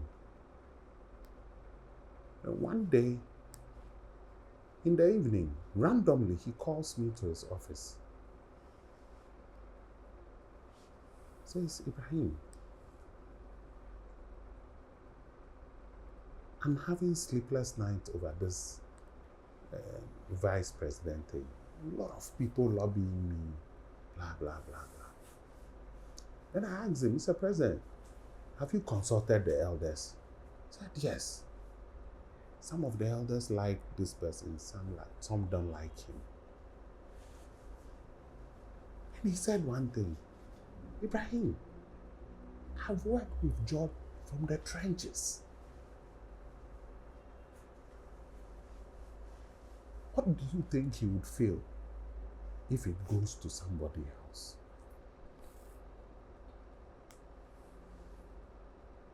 We need to think about the feelings of people sometimes. If there are difficulties, we will work towards it. George has been with me from day one. So let people feel that they can also aspire to climb up the ladder. So a lot of the advisors, when the rift came between George and the president, some said, didn't we tell you? He told you so. He told you so. So, in truth, I think it was a misunderstanding between the two of them. Both of them are my superiors. I couldn't take a position. George had a strong feeling that there were moments that he has not been, the football family had not treated him well, and a lot of things. And what truly damaged the relationship was a text message George sent to the president, and I don't want to recall the content. I didn't know where to stand, for example, because both of them trusted me, both of them relied on me, And both of them were very helpful towards me. When George sent the text message to the president, he sent a copy to me and another person. But when I called him, his phone was off. I think he was going to South Africa that night. Send and go. And left. Send and go. So by that evening, the damage was done. So in the morning, I tried to call George. I asked him, where are you, George? He said, I'm in South Africa. I told him, Vice, please, the text message you sent there, please, you try and call and find a way. What was the problem? You wanted him out of the seat or what? No, you know, there were talk. This person has said this thing about you. This person has said this. This person has gone here to go and say this thing about you. You know, they're good friends. And I was caught in the middle. You can't go here. You can't come here. It's sad. And they really work together. Oh. How do they relate now? No. You know, it's still a difficult relationship. Yeah. It's still a difficult relationship because I felt really, really bad, honestly. I didn't know where to stand. In fact, in the middle of it, I turned my phone off for 2 days. That's all. Because I didn't want to hear this person's part, so I'll take a side. You're like a counselor. Yes. You know. Because they all, you know, had respect for me. Yeah. So even though I was like their junior brother, I didn't know where to stand. I just needed to plead with them. Yeah. So they could find an amicable way and all. And the positions were so entrenched. Yeah. And it was impossible. Unfortunate that it happened this way. And up to the day today, I didn't know where the things went wrong. You know, people speak too much in this football industry. You know, this person said this, this person said this. Then it muddies the waters. Yes, it muddies the waters. So I learned in this place that in leadership, you need to have a big heart. Yeah. You need to have a big heart. You need to be forgiving. You need to listen to a lot of people. And also sometimes also you need to set boundaries. Yeah. When you are too liberal, sometimes people take advantage of you. Yes. When you are too good, people take advantage of you. I know of some people in the football industry who used to insult Kwesi, President Kwesi, on radio. You know, Kwesi's office, President Kwesi's office, private office, was just about 100 meters from Happy FM. The person will go on Happy FM to go and insult him. He will come to Kwesi's office and say, I don't have money to go and, for my team to go and play this weekend. Serious, man. And Kwesi will go at whatever length to find money to give to the person. And people will be sitting there and say, President! Papi radio so did you attempt say yeah. Says yeah, that's it. Let it go. And he was really before the Anas investigation. He was really rising. Yes. How did he become so powerful in African football? I told you, Kwesi is really smart. Really, you have to. Whoa. He's a smart, intelligent human being. Really smart. Really smart. He's an intelligent human being. He's a strategist and all. You think he could have been Africa's first FIFA president? Easily.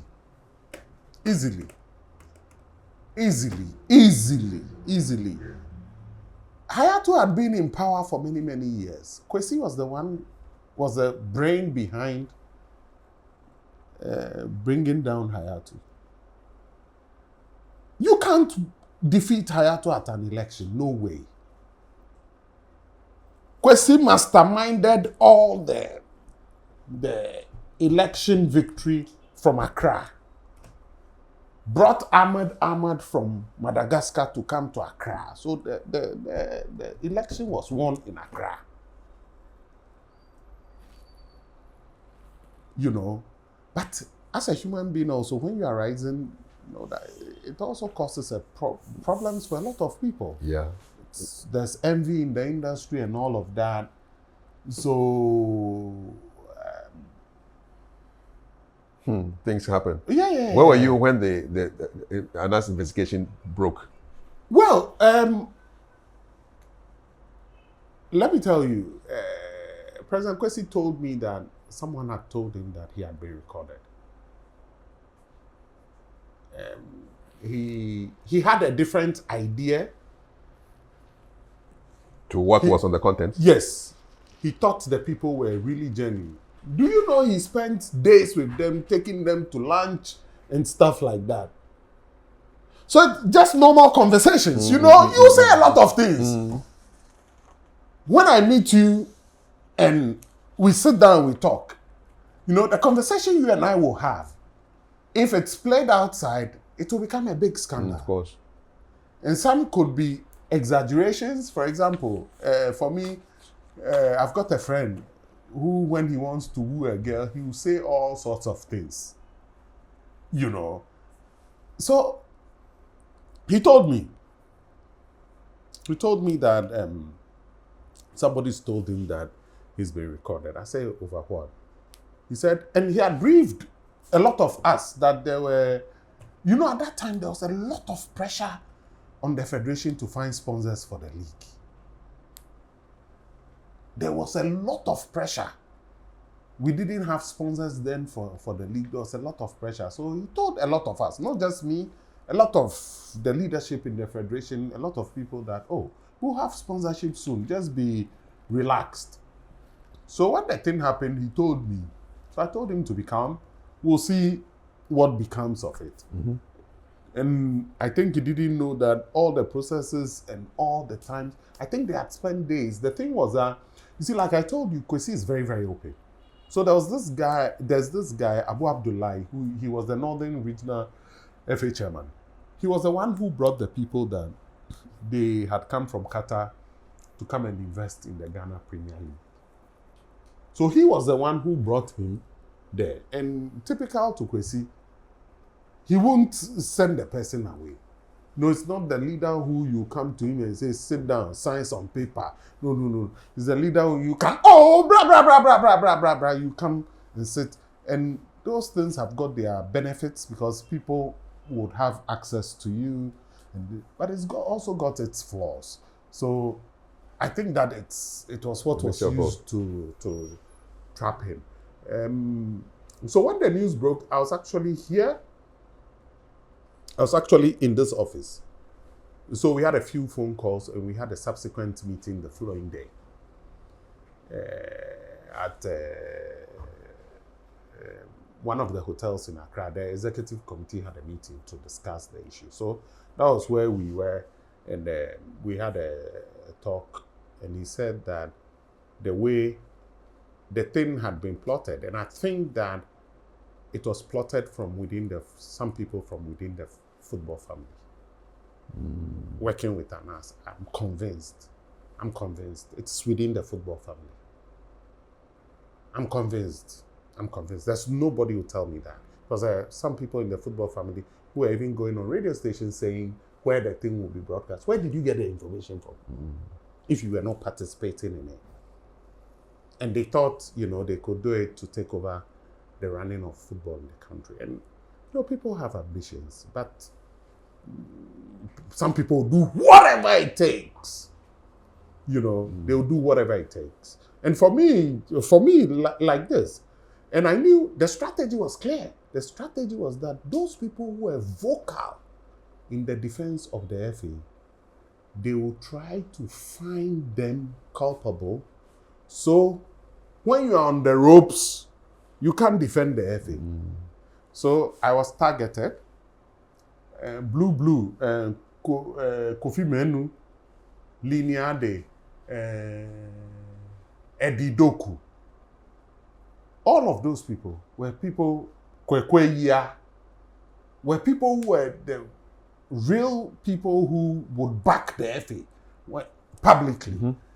So they will target you. For me, for example, I don't pick up phone calls from numbers I don't know. That's your policy? That's my policy. Why? Because, Charlie, you wake up by 5 a.m., you have received 50 phone calls. You're like an MP? Yes. Everybody is calling you, from people within the football industry to the media. And you must know, every radio station in Ghana has a sports program. Everybody wants to have an interview with you. Or somebody wants a clarification. Somebody in the football family wants something. You've also got your own private life. You've got your friends. You've got your family. All of those things. So you won't be saying. So if I don't know the number, I won't pick. So there was one day, I was receiving persistent phone calls. Like, maybe like 30. And then there's a true caller on my phone. Then I saw the name saved as Aqua Haas. It came on Truecaller. I picked up the call. There was then a footballer at House of Oak called Ruben Aqua. So I thought it was a player in distress. So it has the name Aqua Haas. So when I picked up the call, the guy tried to explain, are you the footballer? I said, no. But I'm one of the guys who hang around the stadium. When you come, you give me money. And it is true. It's the reason why I don't like going to the Accra Sports Stadium, because by the time, Charlie, you leave, all the money on you is finished. You go there are these hangers on. Oh, give me something small. Have me no coffee, something like that. So, there was this guy who, when Hearts of Oak are playing, when you go to the VIP area, he's there. Oh, he tried to find you a seat. Then he described himself, and I said, okay. I didn't even know his name was Aqua. He said, oh, there's one player in Haas, and that his manager has got a contract for him in Iran. And then and then the condition on the contract is that he must be a national team player to be able to get the contract. So would I be able to talk to the coach? It was then not even the Black Stars or the local Black Stars. Number one, there was a media officer for the local Black Stars. I'm not in charge. So the first question I asked him, is that what you people do at House of Oak? He said no. And that the manager of the player helps him, just like the way I help him. If he sends him and he doesn't go, the man will stop giving him money. So that's why he's called me. I said, okay. The following day afternoon, the Black Stars will be having training at the Accra Sports Stadium. Bring the man to the training ground. So normally what we'll do is that when the training starts, we'll lock the doors, and then 15 minutes to the end of the training, we'll bring the media in. So after the training, they'll be able to have their interviews and go away. This guy comes, some rickety guy be. I'll be able to, let me just be humble and say, I'll be able to look after this guy. He came and said, oh, he's the manager of the player, and that he wants the player to play in the national team, that I should talk to the coach. I told him that we don't do that in football. And this was a public place. It was where everybody was seated. We don't do that in the national team. We don't do that. Tell your player to work hard. If he deserves a call-up, we will see. They will call him. But if anybody tells you that they will take money and fix you in the national team, the person is lying to you. They will take your money and chop. That was all. the conversation did not even last 2 minutes. When I finished talking, then the guy said, "Oh, yes, something small." I said, No. I actually waved and left the scene. Then, a few months later, when these things were said, a friend of mine calls me, he says, Anas says he has a video of me. I said, look, if he does it, I'll see him. You know what they did? They went to cut and chop the things and said, me, I had brought my small boy to go and take the money on my behalf. Number one, I went there alone. I don't work with any small boy. I don't have any small boy.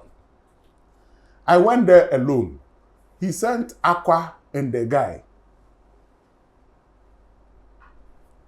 Where's the person I sent? Why didn't you film him?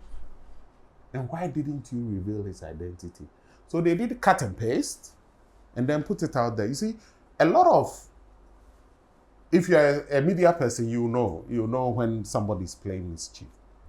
But some people saw it, and I have to give credit to Dankweku Yeboah.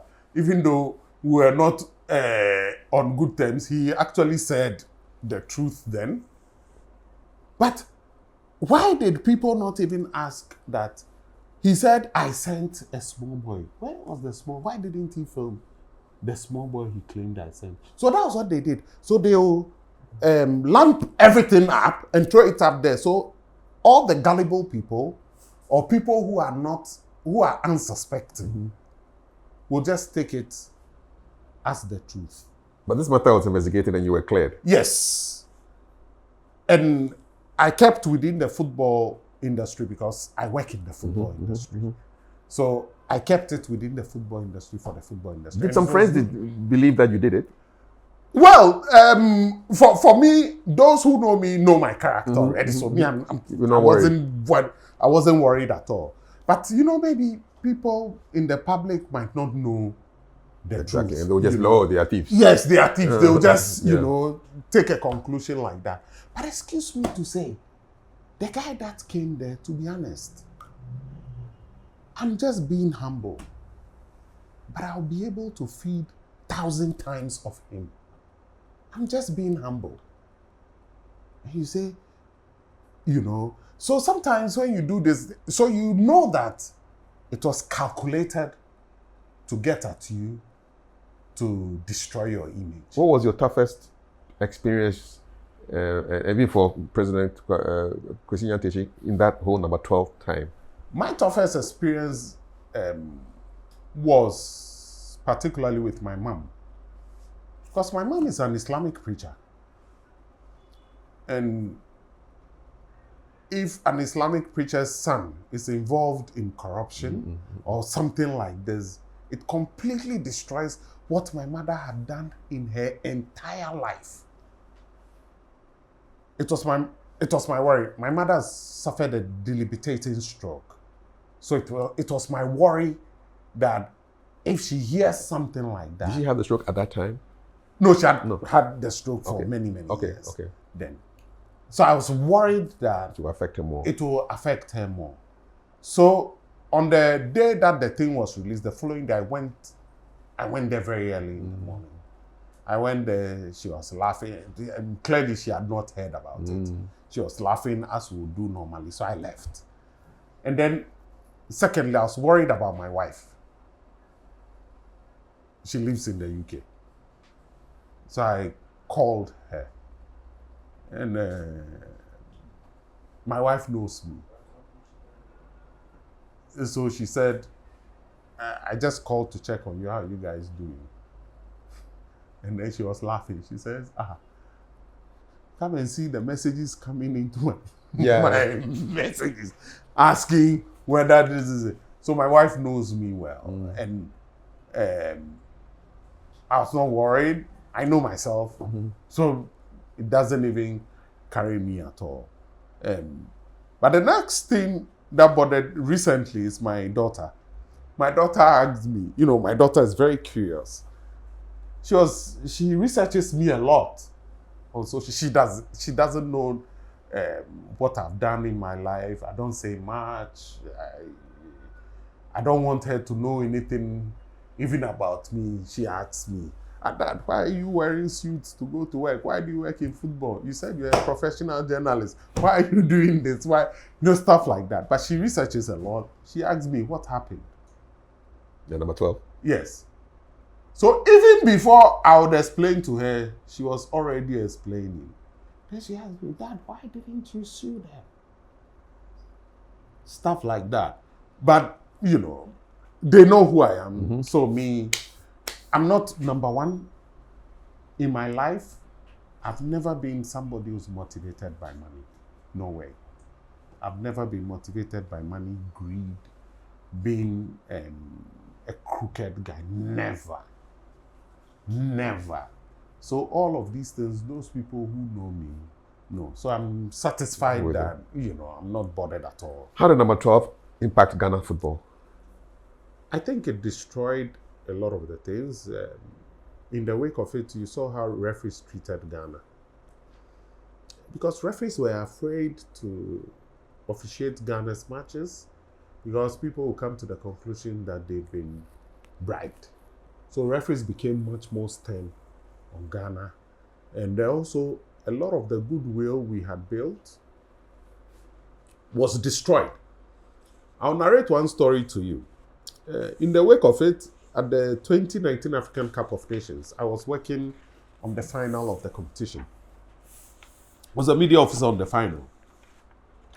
So there are a lot of Ghanaian journalists in Egypt for the African Cup of Nations. So I had invited some of them over breakfast. I was the president of the South African Football Association sitting next to us. The anger then towards Ghanaian journalists was unbelievable. It was wild, eh? Woo! Among the football family across the continent. When one of the guys introduced himself as a journalist from Ghana, in anger, the president of the federation, Charlie, the guy left. He just got up from the table and left. So I don't want to be here. No Ghanaian journalist. Yeah. Is the recorder on? Yeah. Kind of they felt that, we had been unfair to President Kwesi, and all of that.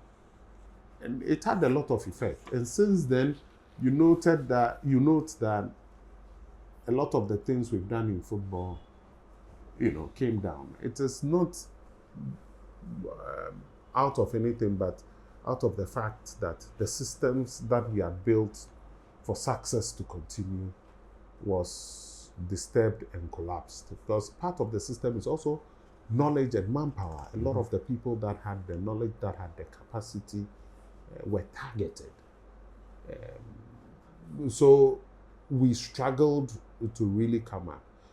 Before number 12, Ghana had qualified for every African Cup of Nations since 2006. The last time we failed to qualify was 2004. But since 2006, we reached at least the semi-final, apart from 2008 when we hosted, we reached the semi-final of every competition of the African Cup of Nations. But since then, there are even times we've not even qualified for the African Cup of Nations. And since then, we failed to progress from the group stage of the African Cup of Nations. So the systems that were built in the past was collapsed, and it will take time to regain that power and everything. Kurt is doing his best in very, very difficult circumstances at a time where our talent pool has dwindled. The normalization time and the period after the ANAS 11 took a big toll on what we did. The manpower, the capacity, all came down. So it will take time to build. Under the leadership of Kurt, a lot is being some done. time. It will take some time to get to the level. But in the interim, we've qualified for 2 World Cups. Yeah. It shows that we are doing something right. But we can do more. We can do more. We can obviously So do what's the more. status of Mr. Kwesi Nyantakyi now? What is his involvement? Can he be involved in football?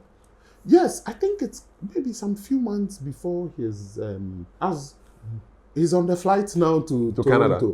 Yes, I was actually chatting with him a few moments ago. Yes, I think in some few months his ban will be over. And I don't know if he would want to be involved in football, but I don't think he wants to be directly involved in football. Maybe he would, if people want his knowledge or advice or something, he would give it. But I don't think he wants to be involved in direct football. Do you know how he feels about all the effects of number 12 I investigation? think he's recovered. What was his lowest moment? I say he couldn't eat at a point. His wife will perhaps sometimes call me and tell me that you need to speak to President. He won't eat. But one day something happened that really changed it. A lot of imams from the community went to him. Because he's Muslim, right? Yes, he's Muslim. With some of his friends from Wa. You know, he grew up in Wa. Yeah. Then some of the imams, they went to visit him. And, He had a team called Wa All Stars, correct? yes. He had to sell the team off because he was banned from running football. So obviously he had to do away with the team. So it was bought by Legon Cities. Okay. Yes. So Wa All Stars transformed into Legon Cities. Yes. Okay. So it was then that one day the imams came to preach to him about difficulties in life, that you won't have life to be smooth every day. There will be tests. That was when he started really eating, and then, you know, The transformation came. But they say you meet him, if you had maybe even come on a good day, you'd have met him here. You meet him, is the same Same man. old person. In the same way he will tease you, is the same way, you know. Same person. Yeah. It's the same person. It's not changed much. Maybe now he's a bit more cautious. Exactly. He's a bit more cautious. If somebody wants to meet him, he would want to be sure that the person is a genuine person. He would want to be, you know, much more Due diligence. on Once bitten. Twice shy. Yeah. You know, basically that's what. it. Yes. Ibrahim, I can't end this conversation without talking about your CAF. Yes. Your CAF roles. Yes. I mean, how did CAF find you, or did you find CAF? Actually, CAF found me. Just before Issa Hayatou had exited, I'd started to do some things from the federation point of view for CAF. And then when Issa Hayatou exited, completely trust me into the affairs of the federation. So I was being consulted to do a lot of things as a media officer. You know, in football match organization, you need to have things you call media officers who ensure that the media have the right working conditions to work with. So I was doing that. I was doing the Champions League matches, CAF matches. So they would appoint me from Accra to go. So because of that, I've been able to do a lot of matches. You've traveled a lot of African countries? Yeah. Is there a country you haven't been to yet in Africa? A few. Sao Tome and Principe. And maybe I think 2 or 3. Yeah. Yeah. Which is the one that you go to quite often? Morocco, because sometimes I do some work for them. Okay. I do some consultancies for them, but it also has become now a hub for football. Yes, indeed. In Africa. So they host a lot of matches, so you go for competitions a lot. This year alone, I've been there 6 times. Apart from the African Cup of Nations. 6 times? 6 times, yes. Ibrahim, what happened with the CAF, the African Cup of Nations? Which one? We had a winner, and then all of a sudden they say we don't have a winner. No, you have to explain this thing. No, the truth is that, you see, this matter is before the court. So you can't say anything again. It's a very, very, very emotional topic for both Senegal and Morocco. if you raise this thing, hey, it can cause a big coup. I saw the president of Senegal with the trophy in his office. He sits in his office. As if come for it. Yes. He sits in his office. But that's how people really take football seriously. So these are lessons we have to learn from. This has not happened before. Yes. It has not happened before. So that you win a game on the field and then after a couple of weeks, they say, hey, you didn't win. Oh. The things that happened on the pitch has not also happened before in football. It is because of that FIFA has brought all of these laws. FIFA has changed these laws in response directly to that. It could happen to their competition too as well. It's not happened to football. Anywhere in football before, it's not happened. Were you surprised by the backlash and the anger from people around the world, not just Africans, when the decision was changed? I understand it. You understood it? And I understood it and understand it because people walk away thinking that the result is done. And when it doesn't go that way, they also have reactions. But football has also got laws. So let them exhaust the laws. Morocco have taken the issue to the Court of Arbitration for Sport. Let them exhaust the processes and let everybody be assured that the full laws of football have been applied. Was that the most stressful AFCON you've worked at? Yes. Paint a picture of the kind of stress. How many calls were you getting? What was it like after you released that result? Charlie, that day, that day I slept in this office. The calls, media colleagues, supporters from Senegal, colleagues from Senegal, colleagues from Morocco, and all of those things. Charlie, everybody wants to. Even me, I don't understand it. I didn't understand it, but we have to respect the independence of the judicial bodies of CAF.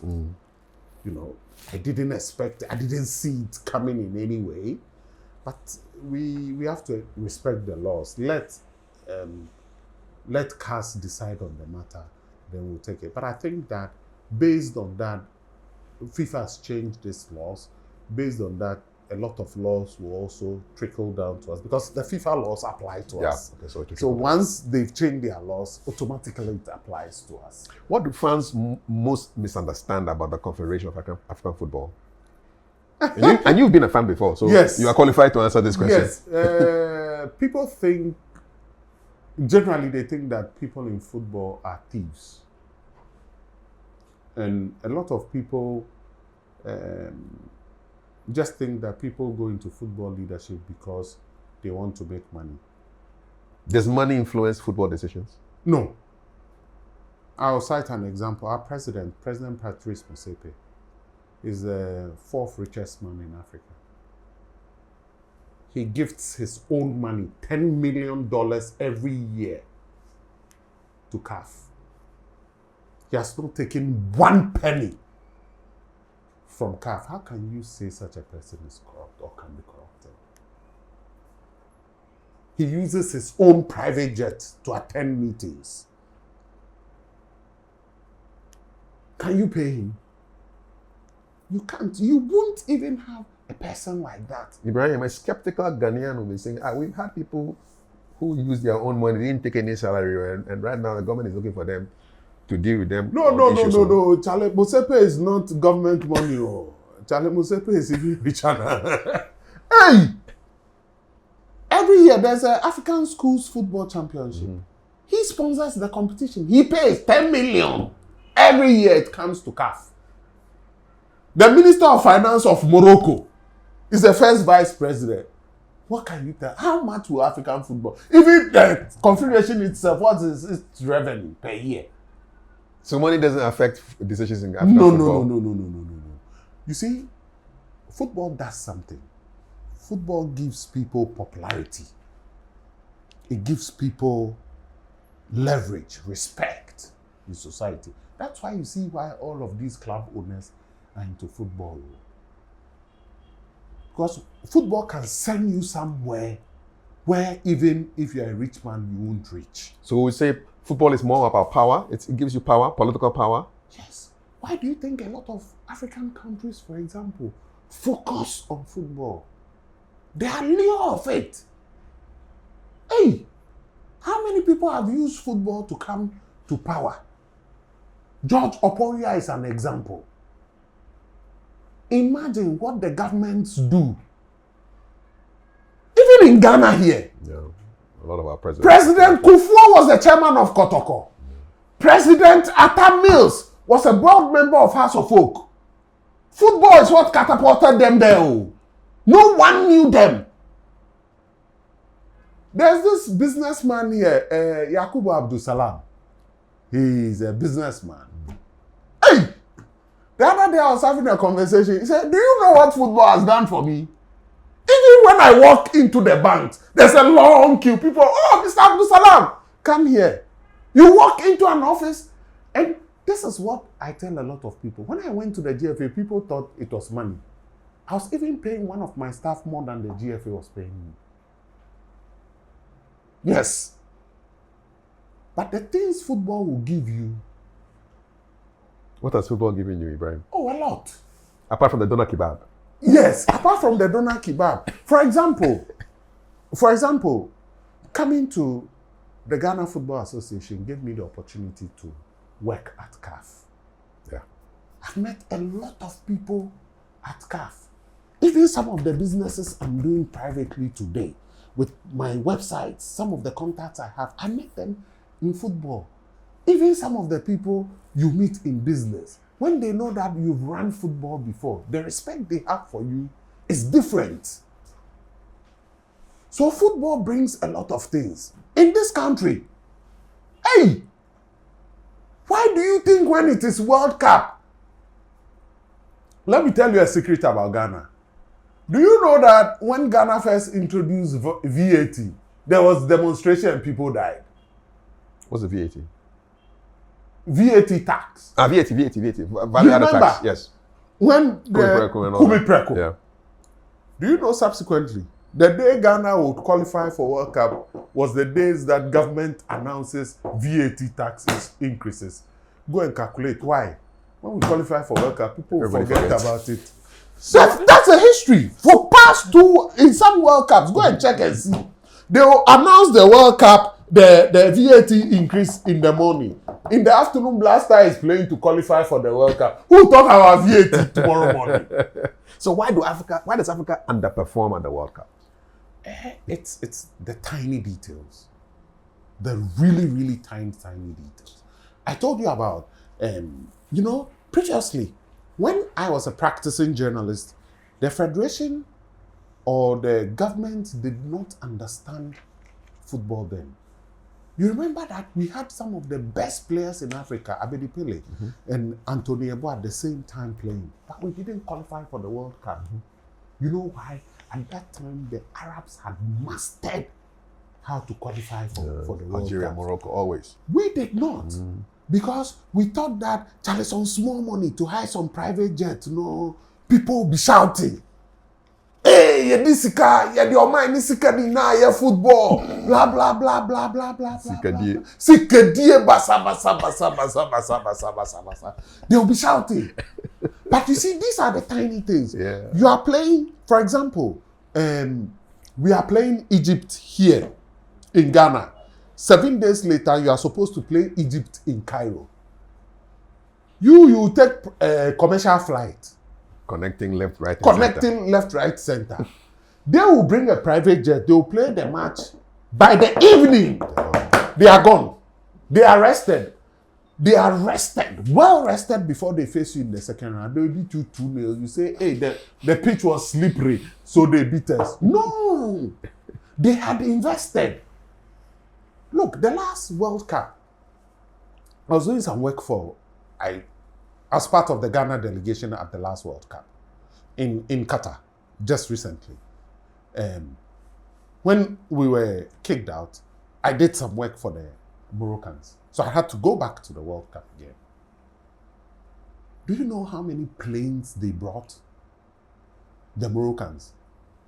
One plane was just dedicated to equipment, food, and water. They had a backroom staff of more than 60 people. They had a video analyst per player. Per player? One player, you have a special video analyst who will take you through. Kafui Dey, number 2. You have one video analyst who will tell you, okay, the one you are playing against is Cristiano Ronaldo. Okay, this is how he plays. So he'll be showing you all the bits where he is good. His right leg is good. This person, he can't kick this far. If he gets the ball, he will switch you to the right. So you need to do this. One player, one video analyst. One player, one video analyst. And it's not just with the video analyst, nutritionists, psychologists, and the rest. A big backroom staff. You take some 30, 40 people, no, the whole country is shouting. Release the budget. Tell us how much you are taking the country, how much you are paying. Poor man's mentality. You think they shouldn't release the budget, eh? You see, I think, because of the way people talk about it, it makes people feel that the entire country's money is being given to football. And it gives there's poverty in Ghana. So people feel that, why is all of this money given to these people? Just for kicking a ball? Meanwhile, I've just told you that some small boy is taking $500,000 per month. Yeah.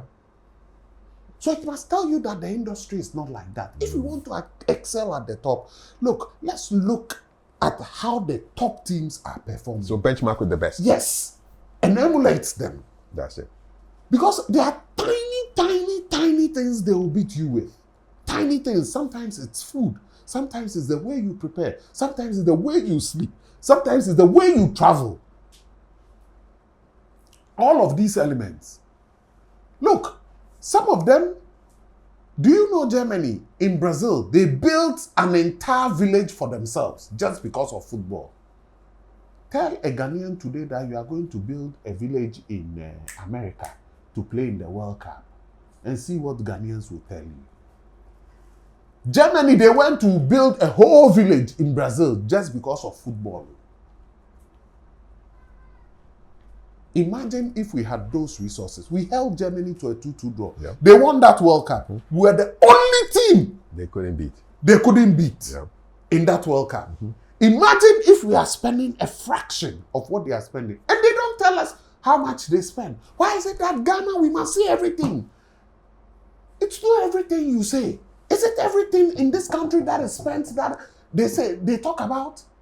The 100,000 by the jet 2 didn't help us in 2014. Ibrahim. Yes, it didn't help us. In truth, the thing was that they said the money was released. The problem has been and always will be that when you make promises to people, keep it. Okay. That was the problem, to be honest. Look, management kept telling the players, the money will come. The money will come. The money will come. And remember, we have a history as Ghanaians where people will even pay to come and play for Ghana. And their monies will not be reimbursed. In those days, it happened. When we were journalists, we were practicing. It happened. People will pay their own plane tickets. They will say they will pay. They won't pay. So we went to Holland. We'll pay the money. They didn't pay. We go to America. They will pay. They didn't pay. So it kept happening. I feel pity for Elvis Efriankra because it was not his fault. It was beyond his power. He doesn't work at the finance ministry. But the players were revolting and they were very angry. And they were saying really ugly things. People that they would normally not be able to speak with. They were saying really, really ugly things to them. Look at somebody like Sickins.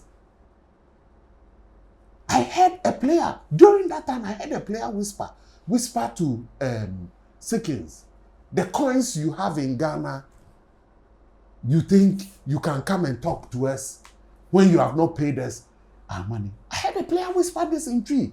Samu coins now more Ghana no. Mujin say Sikebiana. It sounds even more insulting. Yes, he said this thing about Sikins. The man that owns Alisa. And today that footballer who said that is on his leg is broke. I'm telling you, Kafui, it's painful. Moses Ama, a millionaire who is employing a lot of footballers in this country. Just because he's a management member, he's done nothing to you. Just wake up, you slap him. That's what happened. I was sitting next to Moses.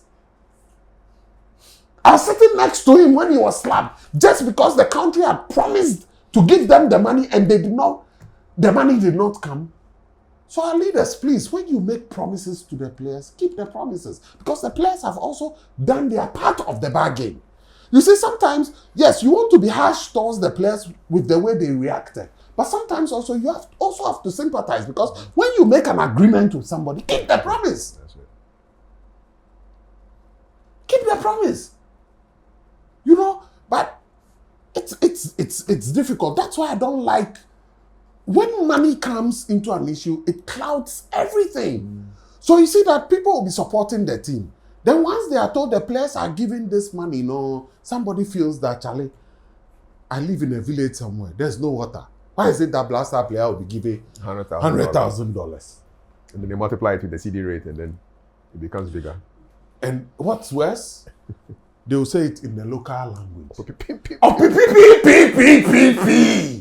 When they say it, it sounds like Elon Musk, the trillionaire. As if, Ghana's wealth has been given to the person. Yeah. And when the players are walking in town, people are insulting them. Oh, the other day they said, Charlie, I want to hear it in Ghana.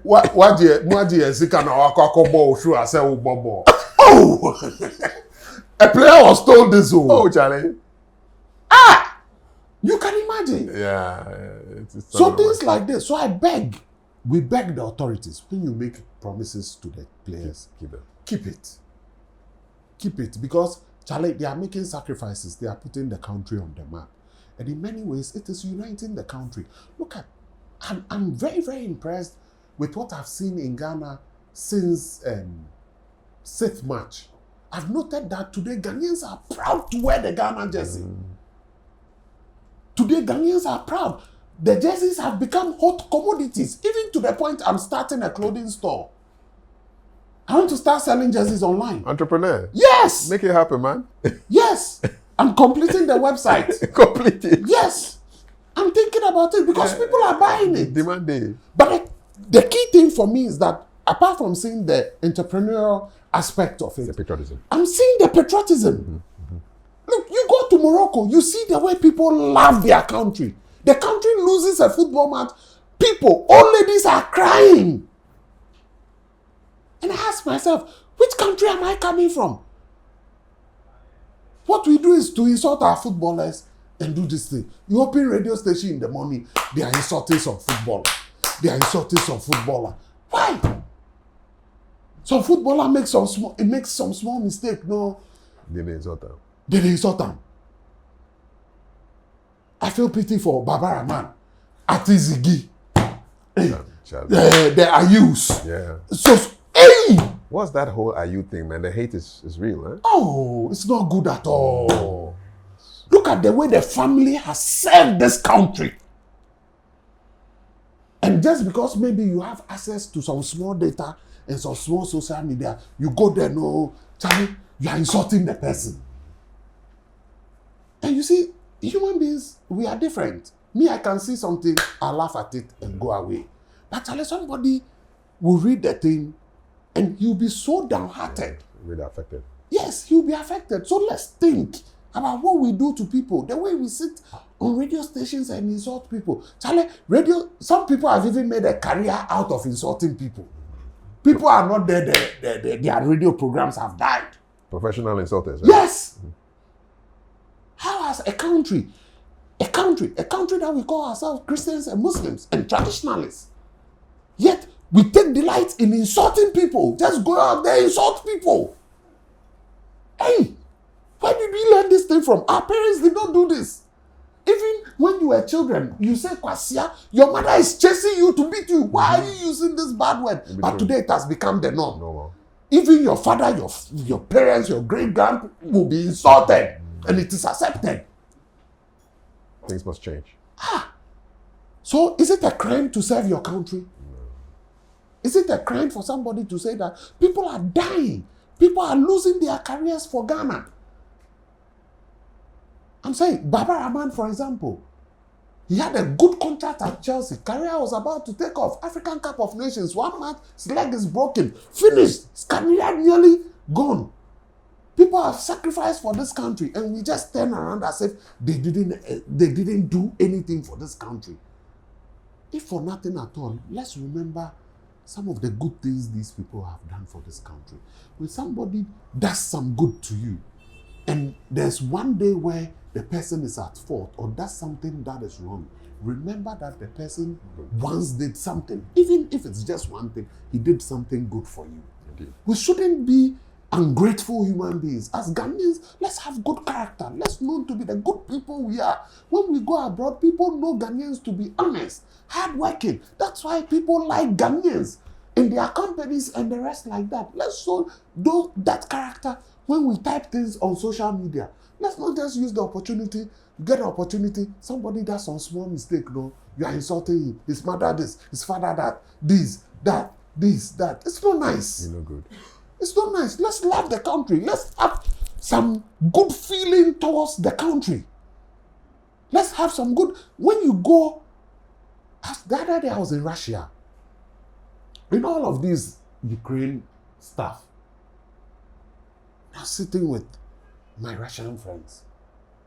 Charlie, the way the guys speak about their country, you know what?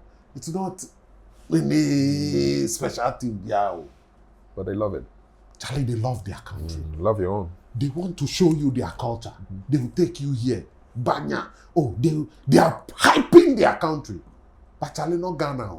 Oh, Bebo Blaster now. Umbe tu wedro. Unai bebu. Oh, omuya omunya say biom. This player, Darren Cone, Yeah. who was dropped recently, I heard somebody claiming to be his uncle. Charlie insulting everybody all over the place. It's not nice. No. It's not nice. We have good training, good upbringing as Ghanaians, good culture. Let's uphold the culture and let's let this culture show in the things we do. I love the passion with which you've spoken, Ibrahim. We are almost done. So this one, rapid fire questions. Don't think too much. Okay. Biggest regret? Biggest regret? I don't regret anything. Nice I one. think I'm happy. Everything I've done in my life, I've achieved it and more. I didn't expect to be here. I'm here and beyond. I thank God. You be so. Biggest success? Biggest success?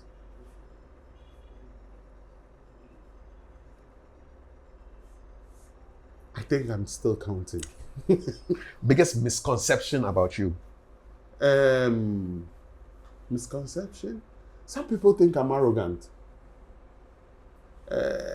When I was a spokesman for the FA, completely different. I don't see myself as anything. I can be down to earth. I remember some time ago when I came back from the BBC, I was sitting down here with the friends of mine chatting.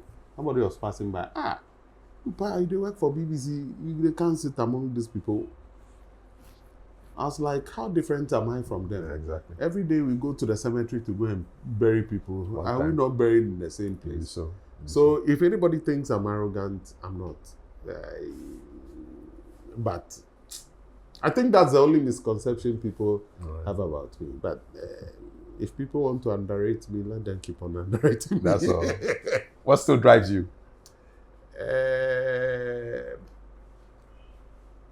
To bequeath something good to the next generation. You be so. What are you most proud of?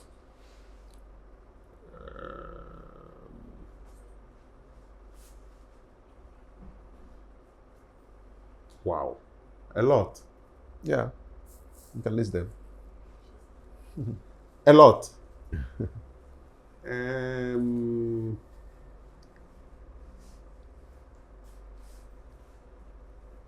I'm proud of the community I come from. I'm proud of to be a Nima native. Yeah, maybe so. How do you become world class? Maybe talking to the journalist, young journalist. How do you become world class? There's nothing that trumps hard work. You need to be the last to leave the room, and you need to be the first to come. So if you see me persistently sleeping in my office, don't think I'm sleeping here for nothing. I'm plotting the next moves. So work hard.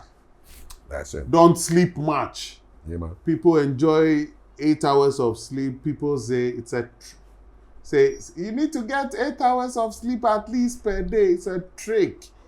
Elon Musk doesn't sleep for 8 hours. So if you want to be successful, sleep 3 hours, 2 hours. You'll be successful. What skills matter most today? Honesty. Honesty. I think honesty should be taught in the universities in Ghana. Like a skill. Like a skill. More than anything else. More than anything else. People are looking for honest people to work with, to partner with, to bequeath things to. There are no honest people, not many honest people these days. So we should be honest in our dealings. Let's be open, honest, forthright, and everything will follow. If you are honest, you'll be wealthy. What mistakes should young journalists avoid? Being arrogant. Must learn. Learn from everyone. Young, old, even if you think you are the most experienced in the room, you can learn something new from a new young journalist. Never underrate anybody in the room. Respect everybody in the room, and you'll be successful. Is journalism still worth pursuing? Yes, it's a very, very noble job. If you do it well, it will serve you well. In many, many areas of life, journalists have gone to be very, very successful people in the world, not just in the journalism field, but in other fields of life. I've found many football agents and scouts many have been journalists. Presidents of countries have been journalists, and the rest. I think it's worth pursuing. It's worth looking out for. It's worth a career to pursue, because we need people to tell the stories the way they need to be told. Most importantly, to be told in a language that people understand. Yeah. I've seen situations where people go into countries. For example, one of the international media outlets sends a reporter to a country. The person spends just 6 months in a country, and they say he's a Sudan expert. You lie. You can never be an expert in 6 months. After 6 months. Yes. Forget it. You can never be an expert in 6 months. It's not going to work. It's not going to work. Maybe so. This one, now you're going to talk to the young entrepreneurs, because you were once a young entrepreneur. Biggest lesson from Ghana Soccer Net? Biggest lesson is to work much harder than your team. Because some in the team will be ambitious. Some might just think about salary. Some might just think, it's the end of the month, you have to pay me. Some will be in the team who think that we need to achieve something. So you need to work harder than your team. Don't think that you are sleeping and therefore your team will do the work. Be on. Whilst they are working, you are also working. How do you survive difficult periods? You stay calm. You pray, and then you come back again. Stay calm, pray, come back again. Okay. What should young entrepreneurs stop doing? They should stop blowing money. Immediately they get some small success. They should think about building more. I find young entrepreneurs thinking that, the next thing I get is to buy a brand new car, get 3 or 4 girlfriends, buy the watches, the most expensive watches and stuff like that. They want to blow time. But think about the next step. Because whilst you are blowing your money and blowing your time, because if you have the money and you are blowing it, you are also blowing time. You need time to blow the money. Yes. Somebody is plotting. Maybe so. By the time you sleep and come back, the person is gone 2 steps ahead of you. So minimize, save a lot of money, invest a lot, not only in the industry, but associated industries. So even if one industry doesn't work, you can fall on other things, you'll be fine. So now to the young sports administrators. What should they know before entering football? They should know that football is expensive. It's not an industry where you can just flick a switch and it's on. There are difficult times. I help to guide Tom Vernon at the Right to Dream Academy. It's now become a global football academy. For 20 years, he didn't know that it will be profitable. When it became profitable, it came in droves. And now it is owned by the Mansour Group. It wouldn't have been acquired by the Mansour Group if it wasn't a thriving academy. So you should know that you are going into a very, very expensive industry. It's so uncertain and needs a lot of patience. So you must have other sources of income to be able to fund it. Still to the administrators, what qualities matter most for sports administrators? Honesty. Back to the same. Yes. If you are honest, people trust you, people bring you players, people bring you businesses, people want to work with you, players want to work with you, people trust you. If you are not honest, people won't bring you good players, people will bring you bad players. It's just the same anywhere in any industry in the world. It's the most wanted commodity in human life today. Okay. Rapid. Commentary or coaching? Commentary. Why? Coaching, you die early. Commentary, eh? Why do our commentators shout a lot? I think it's particular with the local language commentators. Yeah. Why do they shout? I think it became their niche, but I don't find it necessary. I think we have to refine the trade. People think that when you are feisty, I saw a video clip of somebody running commentary on a radio station in Ghana. He was shirtless. He was sweating like a pregnant toad. You come out in shirt where they ran. I don't know if it comes, I don't know where it comes from, but you are communicating. Maybe he's inspired by the midnight preachers, Some of them. They have that kind of vibe. Who knows, man? Yes, maybe. You have to find out who his papa is, Yes. Maybe his papa runs like that, But I think they should take their time. You are communicating. People need to hear and understand what you are saying. The thing is that what I discover is that most of the people who rant are not prepared to run the commentary. So they just use noise to cover up. I've seen one senior journalist in Ghana who was given the duty of running commentary of a football match. Was supposed to be at the stadium. The match had started. He was in some bar drinking when the match started. And he started running the commentary from the bar when he was not even seeing the match.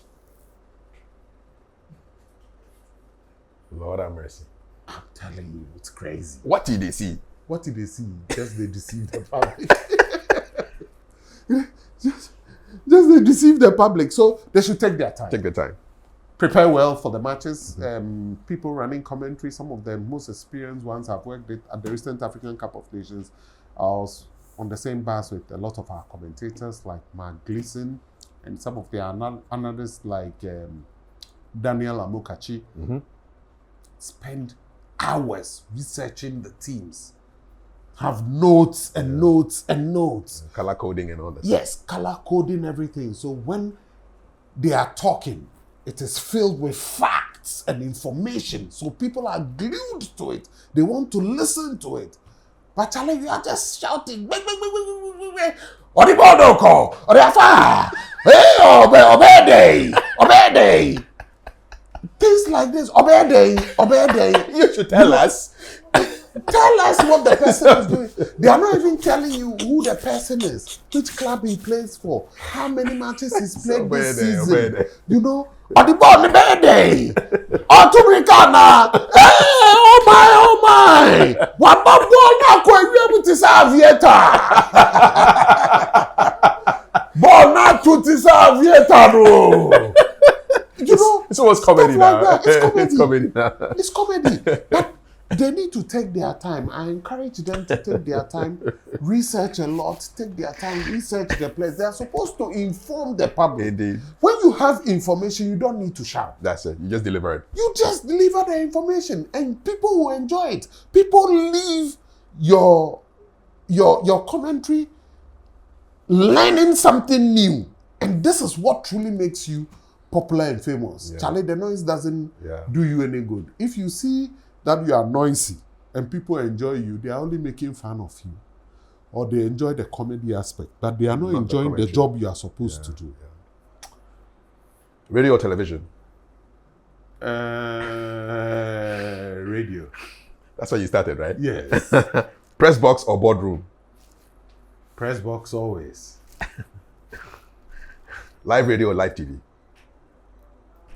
Live radio. Still? Yes. Winning ugly or losing beautifully? Losing beautifully. You prefer to lose beautifully? Yes. I like beautiful things. I like beautiful football. You know, when you play beautiful football, there's always the next day. And people enjoy it. People love the spectacle. Why do people still enjoy good football that Barcelona plays? Yeah. Or Ronaldinho playing football. Yes, something like that. Beautiful. It's art. It's something that is supposed to be nice. What is this mechanical thing? You are playing as if you are fighting the devil. Why? Blatter or Infantino? Hey, Charlie. If I do this day, I might lose some contracts. I said that. None. Infantino. Back there. You did the top there. Nutmeg or bicycle kick, aka Sulia or Dagbeshi? Charlie, some Sulias are sweet though. Sweet, eh? Yeah. But Charlie, the art of nutmeg or Dagbeshi is the bicycle something kick. Else. Yeah. It's really, really nice. I would prefer Dagbeshi to nutmeg. Messi or Ronaldo? Messi. Why? It's a work of art. What Messi can do with his hands, Ronaldo can't do with his legs even for 1,000 years. People love Messi because of the beauty he brings to the game, the art. It's good. Ronaldo is good for the discipline. He's kept himself, he's kept his body to be able to live this long in football. But football is not athletics. He should go and face Usain Bolt. You want to see football, people who play something nice. You leave and you see that you've enjoyed the game. Somebody holding the ball. Do you remember the game that Barcelona played against Manchester United? And Sir Alex Ferguson's hands were shaking like this. Made them small. Yes. Yes. That's football. That's football. This is football. You don't want challenging mechanical stuff. People running as if it's a world war. They are going to Ukraine to go and fight. Why? So Messi for you? Yes. Pele or Maradona? Maradona. I didn't see much of Pele because maybe television was not that great then. But I saw a lot of Maradona, and from what I've seen of Maradona, Charlie is out of this world. Yeah. Finally, I mean, you've worked with journalists, you've worked with football administrators, business leaders, coaches, presidents. Yes. Who should I be interviewing next on this show? I give you a chance to recommend. It doesn't have to be one, could be two, could be three. It could be two. I think you should interview Abedi Pele. Mm-hmm. I think you should interview Stephen Appiah. Good. I think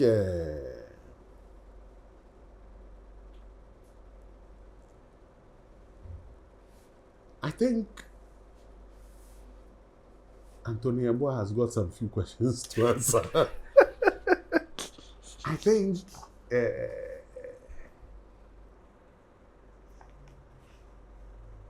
you should also interview, on the administrator's side, interview by all means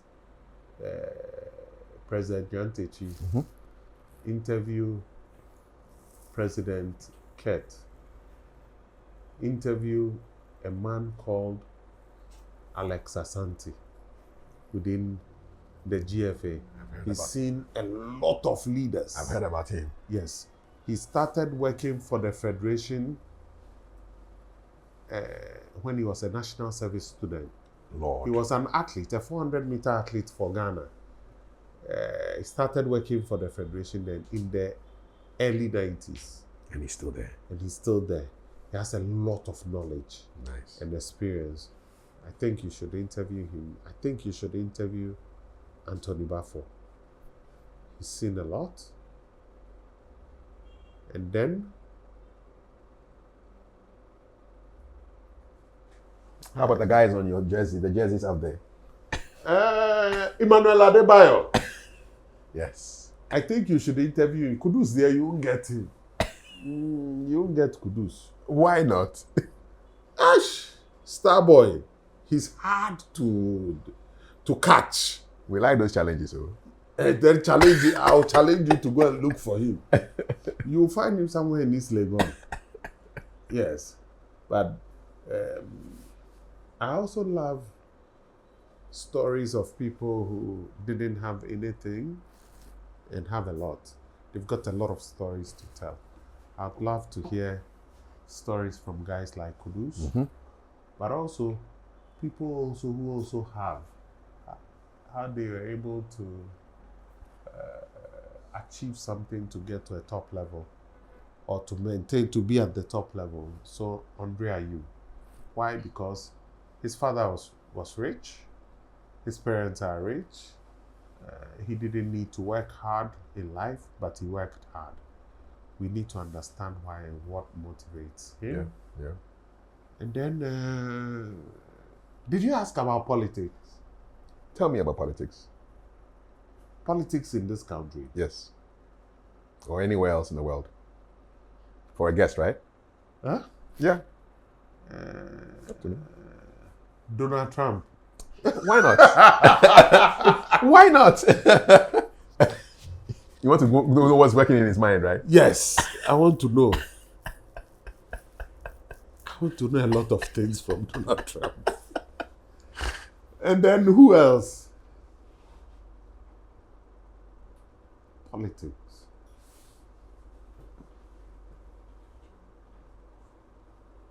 I think one Kafui Dey. I think you are signing me out of this interview. Ibrahim. When are you interviewing? I want to see an interview between John Mahama and Dr. Baumia. Okay. If you sit the two together. Together. Now that would be interesting. Yes. That would be interesting. And interview them. That would be a big break. Big one. Then ask them what plans they have for the youth of this country. One who is in his time and one who wants to come. Yes. I hear you. So if you do that. Hey, General Mosquito. That one, we need him alone. He gave me my toughest interview when I was at Star FM. Wow. And what did he say? I had to go for a commercial break, man. One word responses. Yes, no, maybe. Let's go for a break. Then I ended the interview. I think it would be better now. Why? He didn't want to talk, you know. Producers calling you at 6 o'clock. You get that a lot, don't you? Yes. Yeah. So, yeah, we'll find him when he wants to talk. Maybe now he wants to talk. Yes. So yeah, he has a good reason for wanting to talk. Yes. So we'll speak to him. Yes. But you also need to, but this is on a more serious note, find time to get somebody to go and interview the chief imam. Yes. He has a lot of stories to tell. Correct. Maybe the wider media, because he doesn't speak English, the wider media doesn't know, or the wider public doesn't know his story. You know, he's a footballer. I did not know that. He's a footballer. He'll tell you a lot of things. And ask him, if you get the chance, ask him about his secrets to success in life, his secrets to longevity and patience. All right. Try. We will. You hear stories. Ibrahim, I thank you so much. Thank you very much, Kafui. Is there anything else you want to say that you haven't said? Because that's your camera. Oh! I want to... Hey, who has his phone on? Who's that? He's going. I want to thank everybody. I want to thank my friends. Oh, first, let me start. I want to thank my family, my friends, anybody who's played a role in my life from infancy. And I don't take for granted everybody, the role everybody played in my life. I don't take anything for granted. Even those people that told us that you are late for school, go to school. You know, sometimes when you are walking to school, you try to play around. There are maybe parents on the way who say, go to school, it's time. I truly appreciate all of them. They've contributed a lot to the lives we've had today. And I hope that we would also be able to bequeath to the next generation the discipline we've had to keep life going on, for things to be better for the next generation. Inshallah. Hope you enjoyed the conversation. If you did, please like this video and subscribe. My name is Kafui Dey. God bless.